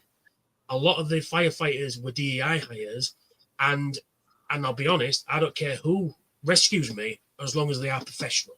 I don't care what they've got between the legs. Yeah. I haven't got between the legs. If they're a professional firefighter and my house is burning down, I'll have folks who are dragging me out and saving my life, quite honestly. Right? I want a professional to do that, regardless of, like I say, regardless of what's between the legs. Professional firefighter should be there all the time, right? And they cut the budget and stuff like that, because these fires happen every year in LA, right? It's a natural thing. It's been happening for thousands of years, just the way it is, the way the temperature is, and because fire can be good, it can promote soil, fertilized soil almost, you know what I mean? And it promotes growth, right? It's a natural thing. It happens. Yeah.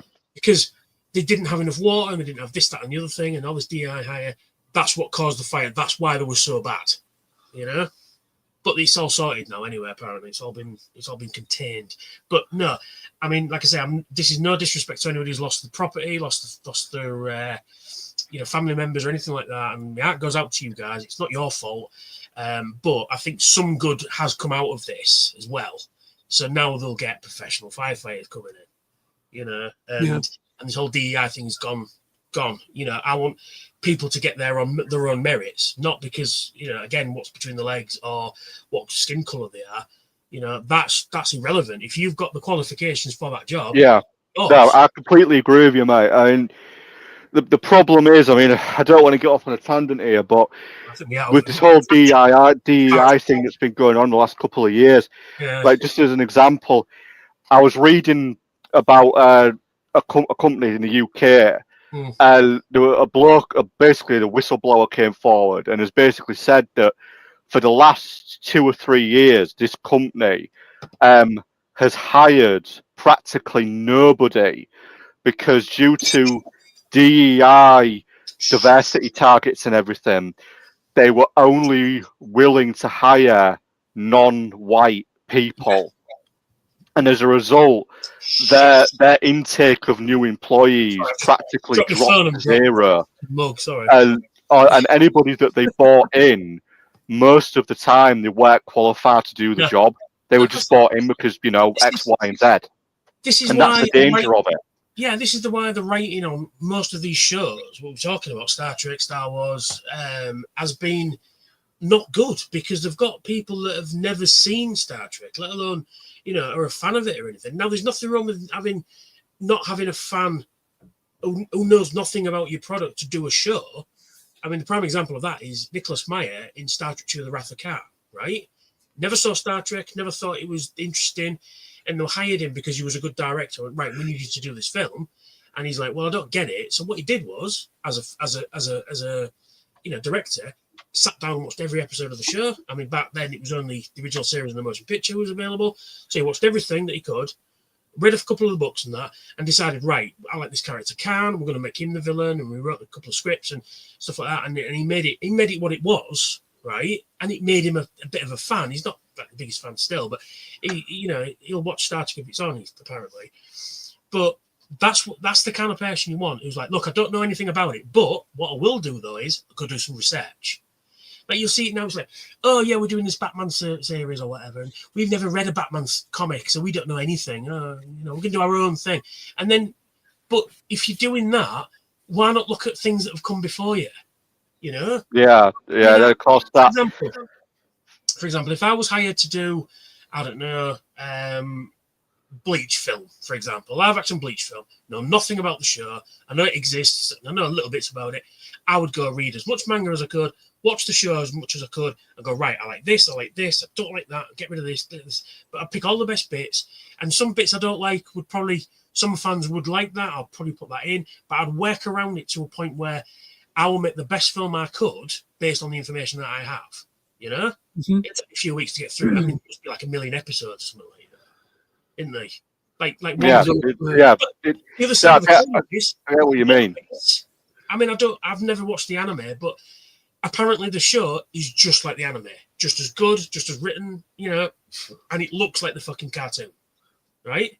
So if you're telling me you can't do it now because of modern audiences, well, One Piece, you know, it's exactly like the cartoon, looks like the manga, everybody looks like they're supposed to, you know, even in live action, yeah, you've got to make some concessions here and there for live action, of course you do, but for the most part, it is in live action, you know? Yeah. Yeah, then just on that topic, that's what leads to when you bring in these diversity hires. Yeah. That's what leads to this thing where they'll have a go and they'll say stupid stuff like, "Well, this film it's not for men. Yeah. It's purely for women." And then when the film crashes at the box office, the same person then goes and blames men because they didn't go and see the film. Exactly. Yeah. This is what Kathleen Kennedy It's just like, what? Right. This is what Kathleen Kennedy said about, you know, Disney parks, and they did the Star Wars Galaxy. Yeah. they went, oh, we don't want 15-year-old men coming to this thing. And I'm like, but I'm sorry, Kathleen, but 50-year-old men are your bread and butter. They're the ones that are buying the toys. They're the ones that are buying the, the £600 Millennium Falcon Lego. They're the ones that are going to teach their kids to like Star Wars, and they're the ones bringing their kids. If you don't want that, then you're just going to shoot yourself in the foot. Because everything that's happened since then, they shut the Star Cruiser Hotel down, didn't they? Because it was apparently 18 months that lasted. I know. $4,000 a night for what basically was, a hotel. It could have been on Cloud City. It could have had stormtroopers bursting in and stuff. It could have been so much better, but they didn't do it that way. It looks so cheap, though.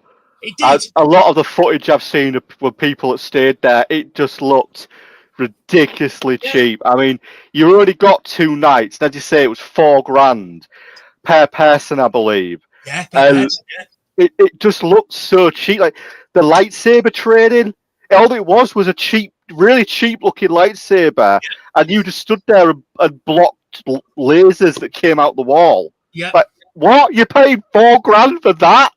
Yeah, and then you had a thing where you'd be led around the ship and you had to like press a few buttons here and there. And it's like, okay, what? Now you look at the Super Mario Land they built in. Is it? I can't remember. Is it Universal Japan? I think it was. Yeah. They built Super Mario Land, and you walk it. It's fucking Super Mario Brothers, and you get these little watches, don't you? And you press it on the thing, and different things happen around the back. And you look at it and go, "That's how you do a fucking theme park." I mean, I like the stormtroopers walking around and you can go buy a droid and all that sort of stuff. That sort of stuff they've nailed, right? But it was, but it's £200 to go build your own lightsaber. You can get one of them Neo Pixel sabers for about 80 quid or something, guy. Yeah. You've got one, John. Yeah, I've got the Neo Pixel. I've got just a basic board, but man, they cost me about 100 quid. That's what I mean, yeah. So you can get a really good, all right, the third party ones, but really good lightsaber for not a lot of money, really. And they do all the they do the tip drag, they do the blaster bolt thing, they do the and they're actually powerful enough so you could fight somebody with them as well. And like I say, for £100 you get a really decent lightsaber, almost film quality with the right sound effects in it. You can change the sound effects if you want. I've seen all them videos and that, and they look fucking fantastic. Just to sort of sorry to butt in there, but something else I just remembered that's currently, I think it's been shut down now for at least a year. The what is it? Is it the Rise of the Resistance ride? Yeah, where you go through the First Order Star Destroyer. Yeah, they shut that's been shut down for about a year now, hasn't it? Yeah, because people weren't going on it. That's why. Apparently, it's been changed into something else now.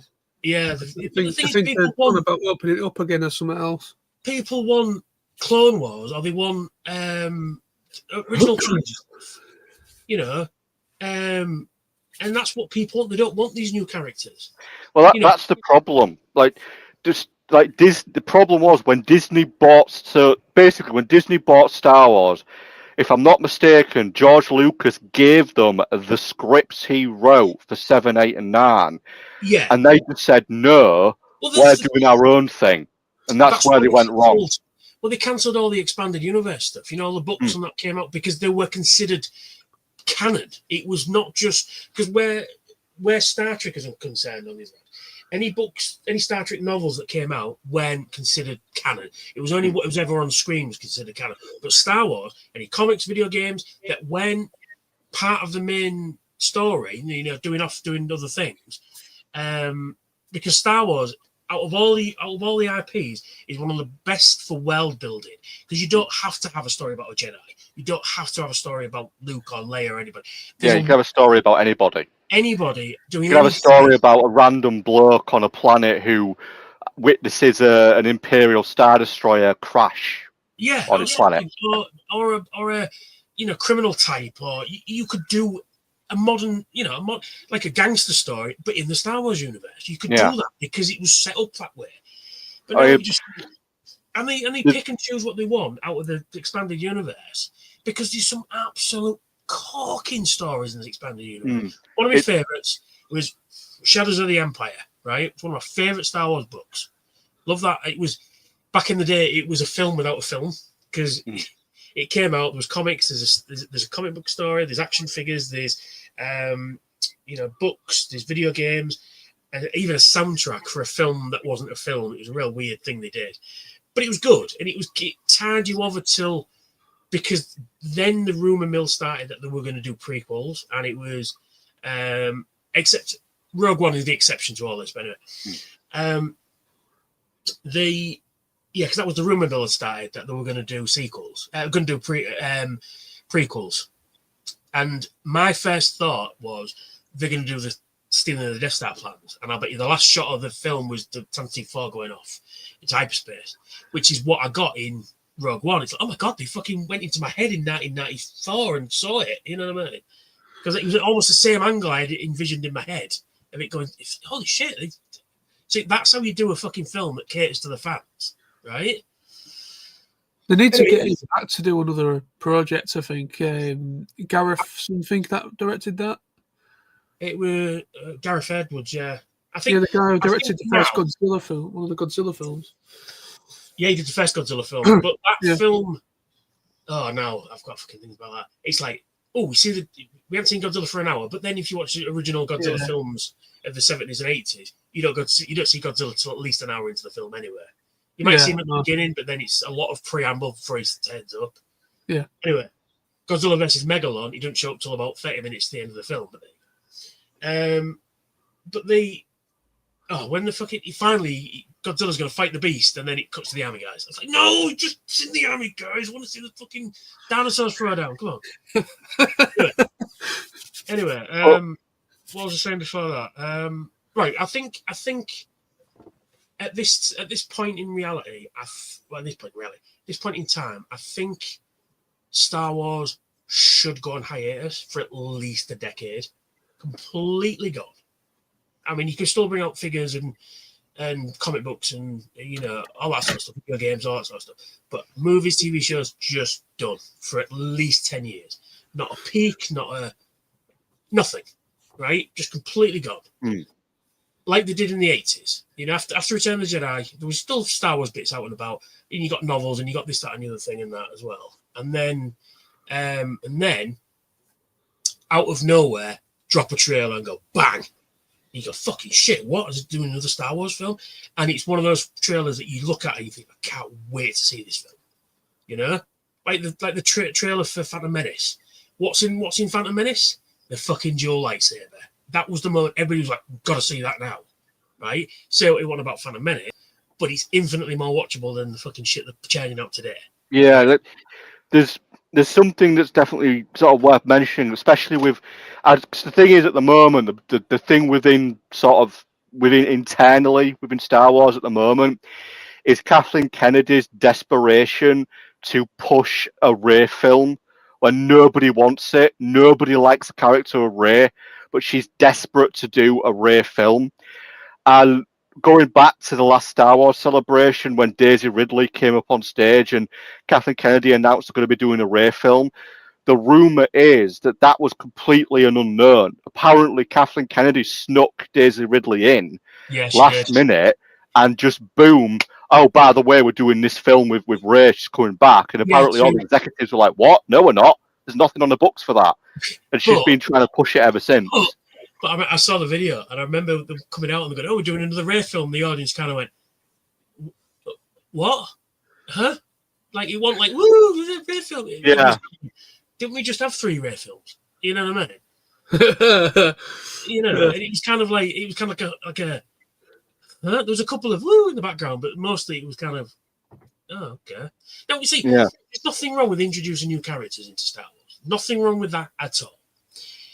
But to tell me that you bring in Harrison Ford back, Carrie Fisher back, and Mark Hamill back, and Peter Mayhew as Chewbacca, right?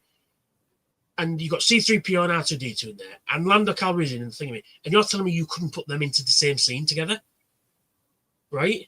You couldn't have them on the Millennium Falcon saving in to save the day. Luke in his X-Wing, Wedge in his X-Wing. Wedge is in the fucking pilot's, the gunner seat of the Millennium Falcon, which annoyed the fucking living fuck out of me. Because Wedge Antilles is one of my favourite Star Wars characters. So I've read all the X-Wing books. The X-Wing books, the Rogue Squadron books are amazing, right? And that really, I mean, I was happy to see Dennis Lawson again, but it angered me that he wasn't in the next one. And that huge battle that didn't happen, you know? And it's kind of like, and then the riding horses on the side of a Star Destroyer. I'm like, fuck off. What are you doing to me? One of the biggest colossal screw-ups that they did in the Disney trilogy was killing off Snoke. You don't kill off your main villain halfway through the trilogy. Right. That is a big thing. Because The Force Awakens isn't a bad Star Wars film. It's not the greatest. It has some interesting facts in it. One, I was more interested in Finn than I was anybody else, because a Stormtrooper turns good is a really decent concept, which they did nothing with. Second movie, he gets, because I thought he was going to be the Force user. You know, when at the end when he sees the lightsaber and he does, you know, you see him reach for it and he goes past him. Mark Hamill thought Luke was going to catch it. I thought Finn was going to catch it. I thought, you know, whatever it was. And then Rey's suddenly got a lightsaber and decides she wants to run the universe, and she's instantly fucking super fucking Jedi, right? She knows everything. She knows how to fucking, fly an X-wing. She knows how to fucking do this. What happens to Luke? He doesn't know really who he is until he meets Obi-Wan, right? And Obi-Wan kind of just gives him little snippets of info, and Luke sort of grows into it. And so at the end of the film, he blows up and he finds out he can use the Force. He never knew he could use the Force until that movie, did he? Yeah. So what happens? He blows the Death Star up, uses the Force, puts the torpedoes down the hole, and boom, right? What happens in the second film? Obi-Wan appears to him as a ghost, says, "You got to go see Yoda. He trained me when I was young. He'll train you to be a Jedi," right? So what he does, and then because Yoda says to him, "Oh, if you stop being a dickhead, you become a Jedi." And of course he can't because his friends are in danger, right? And then what happens to him? He goes, and Yoda says, "Don't go. You're not ready yet." And of course he goes because he's headstrong and wants to save his friends. You know, his head's in the right place, but his heart's in the right place, but his head's not in the right place. That's why he sees that in the wrong place. What, sorry? His head's in the wrong place. Head's in the wrong place.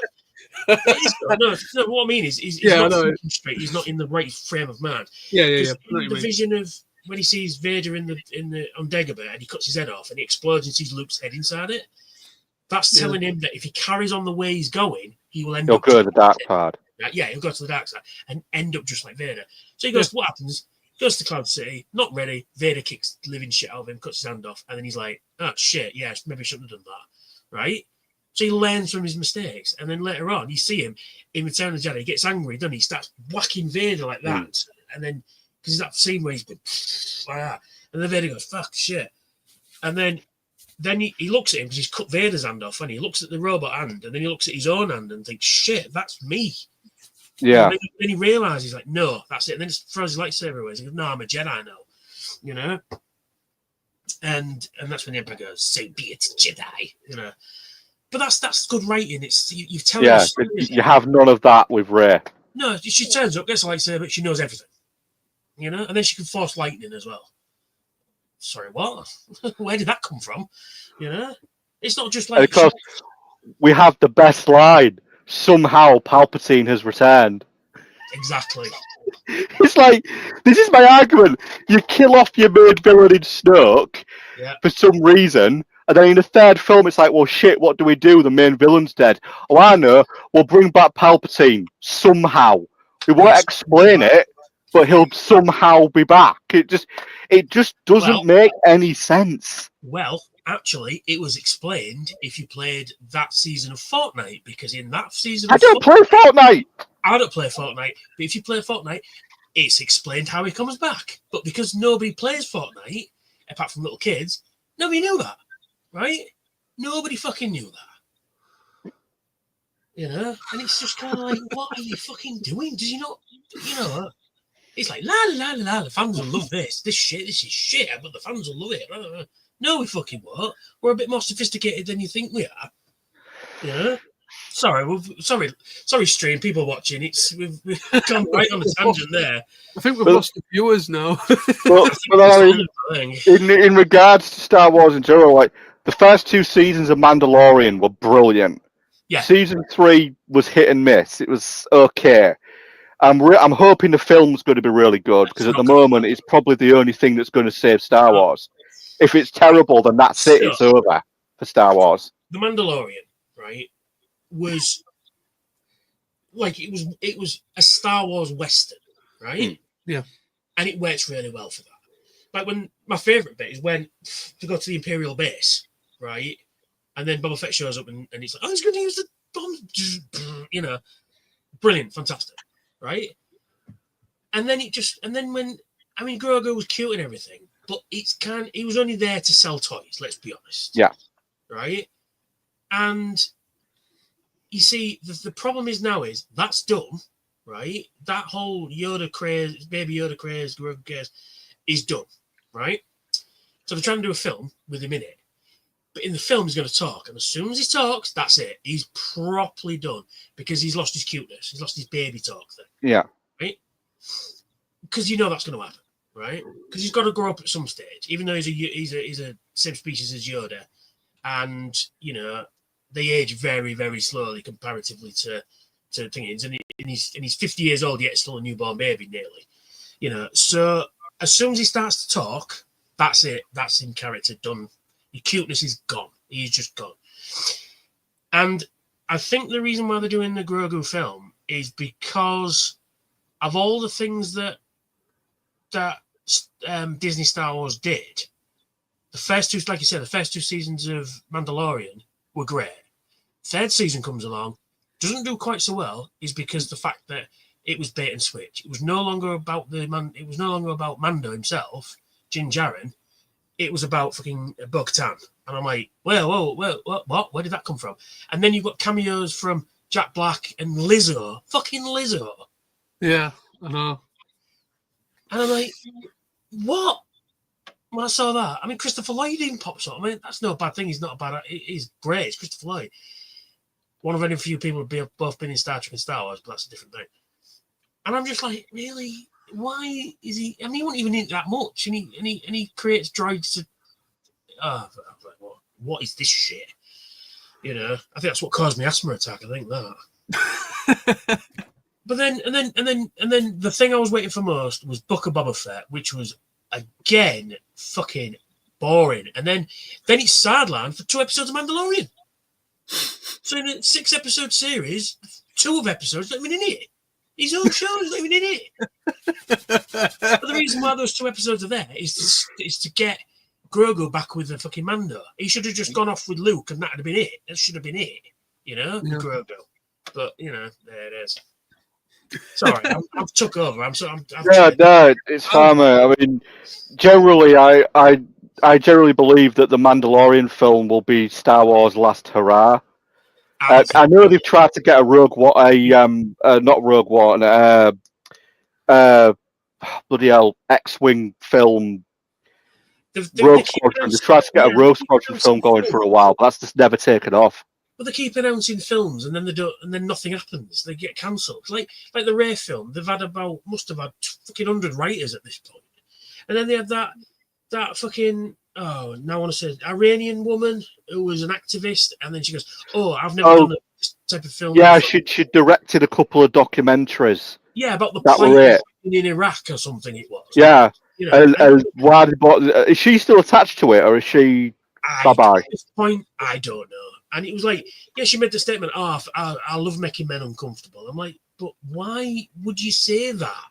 You know, like, no, this whole thing, it goes back to when I said about, you know, they keep attacking the fans, right? Now, if you know, they did a film with shit, and we all went on Twitter or whatever and gone, this is a load of bollocks, right? Done videos, this is a load of shit.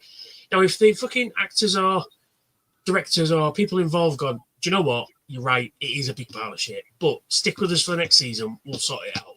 You're more likely to go, do you know what? You've admitted a mistake there. I'll give you benefit of the doubt and I'll tune in for the next season. Not it's your fault for being, you know, and they keep going gaslighting and all this kind of stuff. And what's the other word they use? Fucking what's it called? I think it's gaslighting, isn't it? It's like, yeah, you know, yeah, it is. Yeah, like, you only like your thing and you can't accept anything new and all this kind of stuff. I said, well, no, we can. We just like good things. Like good stories with good characters. Like Ray, Finn, and Poe could have been the best characters in the universe, but they turned them into fucking shit. If you look at the original storyboards and the original concept for the third film, Rise of Skywalker, because it was originally going to be called Duel of Fates. Yeah. And if you look at the original storyboards and the original ideas, that if they'd have done that, that would have been one hell of a film. Yeah. But they didn't do it. Like, it's just weird. It's just like the concepts that people want are there, but they're too focused on trying to do their own thing. Well, you see, this is the thing. It comes back to the Star Trek reboot movies, the J.J. Abrams ones, right? He only did those films so he could direct Star Wars, right? And he can tell. And then Alex Kurtzman comes along and goes, "Oh, we love Star Wars, so we want to make Star Trek into Star Wars." And it's like, well, no, because it's a different thing. It might be similar. It might have similar elements to both shows, but they're both different. It's like tea and coffee. You know, you like one or the other. Some people like both, right? I don't particularly like coffee, but you can't put them together, and it doesn't make them better. You put tea and coffee, it's disgusting, right? Isn't it? It's like putting sugar on chips. It ain't gonna work, is it? You know? you know what I mean? It's not gonna work like that. And that's the thing they can't seem to understand. It's like, well, this like, you know, Rings of Power. It's Breaking Bad meets this and that. Don't you make Lord of the fucking Rings that? You know, you do. You didn't hear Peter Jackson going, well, you know, Lord of the Rings could use a bit of Star Wars, so I'm going to make it into Star Wars. You know, I mean, you can see elements that George Lucas took from Lord of the Rings, right? Because you look at Star Wars. R2D2's Frodo. The plans of the Death Star is the One Ring. He's got to get it to the thing, and so there's shared elements to that, you know. Yeah. And but you can't make it. You can't go. Do you know what? Lord of the Rings. You know what it really needs? Lightsabers and spaceships. Yeah, that's that. And then it's no longer Lord of the Rings anymore, is it? You know what I mean? I'm gonna have laser guns. I'm gonna have a fucking giant robot come out of the fucking thing. It's gonna fight a giant lizard, and Lord of the Rings. What? That's Godzilla versus Mechagodzilla. Isn't it though? That's the kind of thing they do, though. Yeah. So anyway, we've been chatting 3 hours. I'm gonna get off, lads, because I really need to edit my video for tomorrow.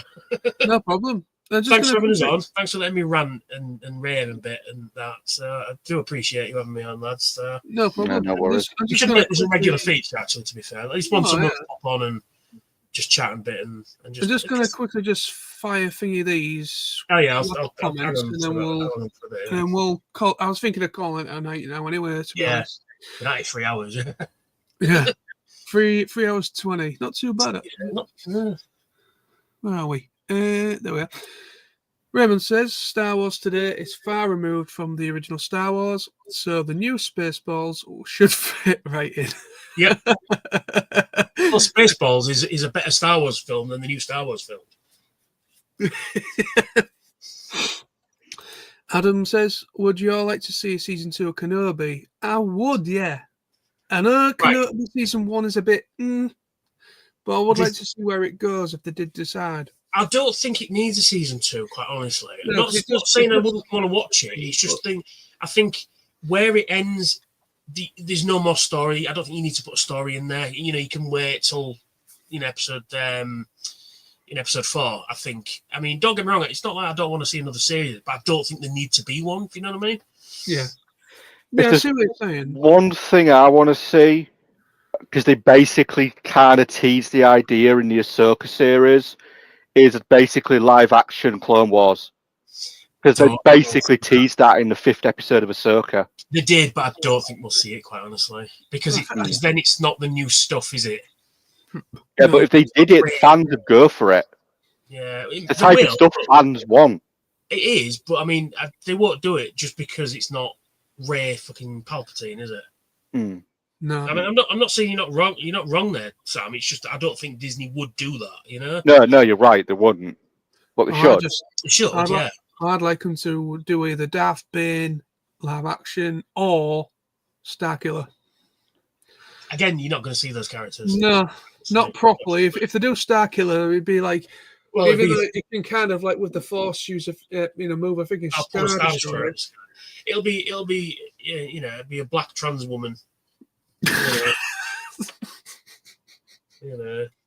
Like them. I am them for 5 episodes. You know what I mean? Hang on. Oh, Shouldn't there be some Star Wars in there somewhere as well? Oh, I'm struggling to move this rock. The power of many. Right. Lawrence says there's no spoof quite like Spaceballs. Nah, it's fucking brilliant. Yeah, it's one of my favorite movies is Spaceballs. But even George Lucas loved it as well because he knew that he would take the piss out of it, and he said he could do it as long as they couldn't do any merchandise for it because he didn't want people confused when they're in the toy aisle, But that's why there's that joke about merchandising. Adam says, "Are they making a sequel to Spaceballs?" Yeah, supposedly, it's in the works. There is an article out there by Variety saying that Josh Gad is working on something. Yeah, it is Josh Gad. Yeah. Dukes of Hazzard. Adam says, I love Dukes of Hazzard. Yeah. Saturday afternoon, Daisy Duke wearing very, very, very, very, very short shorts. Yes. High heels. Oh yeah, fucking. And the General Lee car, fucking awesome. Yeah. Fucking do you know they destroyed every remaining Dodge Charger? I mean, there's only like 10 left in the world or something like that. Because that show destroyed most of them. It's a crying shame when you destroy a car like that. Dukes of Hazzard was great. I love Dukes. It was, yeah. Yeah, but it was all about Daisy Duke's shorts. Absolutely. The shirt with the tie up under the brow, like, oh, dude. Yeah. Oof. Yes. Let me calm down for a minute. Raymond says the problem with live-action Transformers movies is that they take themselves way too serious. They keep forgetting to have fun with the brand. Yeah. To a degree, and they overcomplicate things with too many characters on screen. Well, it's not so much that. They overcomplicate the fucking transformation sequence. I mean, if you watch that first film when Optimus Prime transformed, he transforms for about half an hour. Yeah. And they take away the fucking transforming sound as well. Yeah. It's just like they did it once, didn't they, with Blackout, didn't they? In the first film when Blackout transforms, and he just kind of he goes. Yeah, and it just kind of goes, and you just hear like a little bit. Like the best transformation sequence in the whole of the live action movies is the first one. You know, when the helicopter lands, Blackout? Yeah, Blackout, and and the rotors are spinning, and they just go, they just fucking stop. And it goes, and then you hear the noise, but you hear the noise off camera because when you hear the noise, the camera pans behind something, which is a bit weird, and then it transforms and then it blows the bass up. That's brilliant. But it's the fact that why only then and why not when he transformed? But still, that sequence is a fantastic sequence. Oh, it is. Yeah. Remember when they said that Star Wars Acolyte was bad? Star Trek Section 31 said, "Hold my Tajina." I don't know. Back to Gina. It's Klingon coffee. Yeah. Less said about that, the better. Next. Adam, I like the actors who have played the last few Doctors, but their scripts are garbage. Yeah, correct. That's I've said that ever since Matt Smith. Yeah, I've got halfway through Matt Smith. I've got nothing against the actors. I've got nothing against the actors in anything. But if you put in a bad performance, I'm going to call you out on it. You know what I mean? Yeah, exactly. And you can't attack the fans by saying "go touch grass." You know, you can't do that. Adam told us off because we weren't talking too much Transformers. Sorry. And then Raymond says, "Hey, I have Transformers and Star Wars figures here. Are still on topic." Oh, they were just bad. They were just bad. Oh, I hated the Star Wars crossover. I had. I think the one. I think I have. I only got the one. My mum found it in a charity shop for it. Yeah, I remember getting one when I was a kid, and it was the Star Wars crossover Luke Skywalker, but as an X-wing, and it was the most piss poor piece of shit. And I literally played with it once. I just left it. I think the problem was with the Star Wars Transformers is the fact that they weren't original characters. You know, they were Autobots and Decepticons. They were Luke Skywalker as a big robot, and Han Solo and Chewbacca as the Millennium Falcon didn't quite work as well as it should have done. If there'd have been Autobots and Decepticons, imagine the Seekers as X-Wing. It would have been fucking great. Yeah. Or TIE Fighters or something. They would have looked fucking great. But to have, just Luke Skywalker as an X-Wing, it just doesn't work. No, I mean, Lego just did a very similar thing with them. They brought out like Star Wars Lego figures. Yeah. And the characters that were like covered up in masks, like like Boba Fett or Stormtroopers and Darth Vader, they looked pretty cool. Yeah, but the actual characters. But the actual characters with a human face, like Han Solo and Leia, they looked absolutely out of place. They did that with the first run of Black Series figures as well. Anybody in a mask, droids like Boba Fett, Stormtroopers, anybody like that, Darth Vader, looks amazing. Any actual just human faces, they look terrible because apparently. Is if they make them not look quite like the actor, they don't have to pay them likeness rights or something along those lines. All right. Yeah. Anyway, go on. Sorry, next. Yeah, that's fine. I think we're pretty much caught up anyway. So Raymond just says, the Doctor once met Death's Head in the comics shortly after he appeared in the UK Transformers comics. So yeah, Doctor Who is also still on top. That is true. Yeah, that is true. Yeah.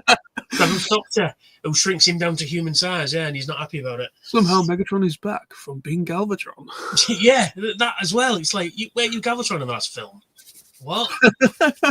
Yeah. Well, we're all caught up, guys, but it has been a bloody good stream. It's been a good, we've been a good yarn.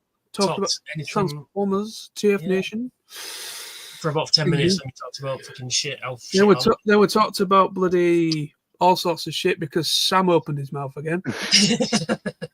Bloody hell, Sam, it's all your fault. It's like that meme to the Spider-Man together in the corner, like, you. And of course, Sam didn't do it either. Come on, Sam, play the fucking game, son. There we go. No, it's kind of good. I mean, it's nice to get this sort of stuff off your chest a bit. Sometimes you can keep it in, internalize it and that, and sometimes it's just nice to get it off, and get it out. Well, this is what I do. I mean, like most people that do streams or something, they've got a main reason for it. Like it could be like a podcasty thing, kind of thing, where they talk about pop culture stuff, but they also talk about what's going on and discussions. But with my streams, they are just general chat. I'll if anyone joins me in the chat and they say about a film, for instance, we'll talk about that.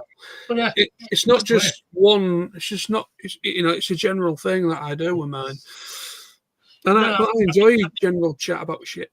Yeah, I think we should do this at least once a month. Get a regular show going. Yeah, I mean, like I'm all for it, lads. I mean, honestly, it's been quite nice just to sit here and chat shit. We need to go to pub and get some beers as well at some stage. Yeah.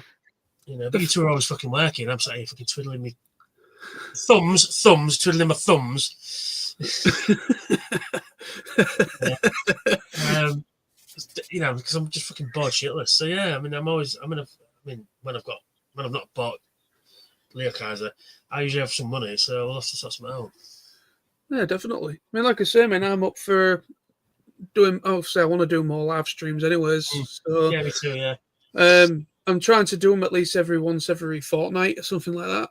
So it gives I was thinking at least once a month. I mean, that way you can, you're not trying to. We can see how it goes. I mean, like I say, once a month's quite good. Then you're not having to think about it every day, if you know what I mean. Yeah, that makes sense. Yeah. Yeah, and then if it gets popular, we could do it. A bit more frequent and just see, like I said, just see how it goes at first is the best way. Yeah. All right then. Well, that's pretty much it. We're gonna say bye-bye for now. So we'd just like to say big thank you to everyone that joined us. Thank you to Adam. Thank you, Raymond. Who else was in the chat? Lawrence, Adam, Chandler. Bloody hell. Sammy. And Sam Silvermoon. Yep. Thank you to everybody that was in the chat this evening. It's been absolutely fantastic talking about a load of geeky shit. Raymond's back. Check watch. Yep, it's Fancy Min since Tony mentioned booze. It's been nearly an hour, so there we are. But anyway, so thank you very much. Thanks to Sam and to Tony for joining me this evening. Trying to talk about TFNation, but ended up becoming something else. But that's what I do with my live streams. It's a general chat. But thank you to everybody that joined me this evening as well. And before we go, if you want to check my YouTube channel out, it is Soundwave SG-1 here. All my socials are Soundwave SG-1. So check me out. I've got new videos every Thursday and Saturday. And check out my TFNation videos, which should be coming reasonably regular from now till the day before we go. So yeah, so check us out. So and there we go. All right, Sam, have you got any video plans or anything YouTube-y planned? Or are you just gonna I'm gonna make a video and it never comes out for a year? Yeah, that's probably the more likely scenario. just you know, get your finger out your ass and get some videos made. The last video I did was TFNation last year, so I haven't done a video in quite a while. Wow, I've got something like. Let me just check how many videos I've got. Something like almost 800 videos. Wow. Yep. Bloody hell. Anyway, right, yeah. So we'll see you all next time. So thanks for watching. But anyways, yep. See you guys. Thanks for watching. See you. Those who are going to TFN, hope to see you there. All right, we'll see you all in August. You will. Take care, everyone. Adios, muchachos. Peace out. Bye bye.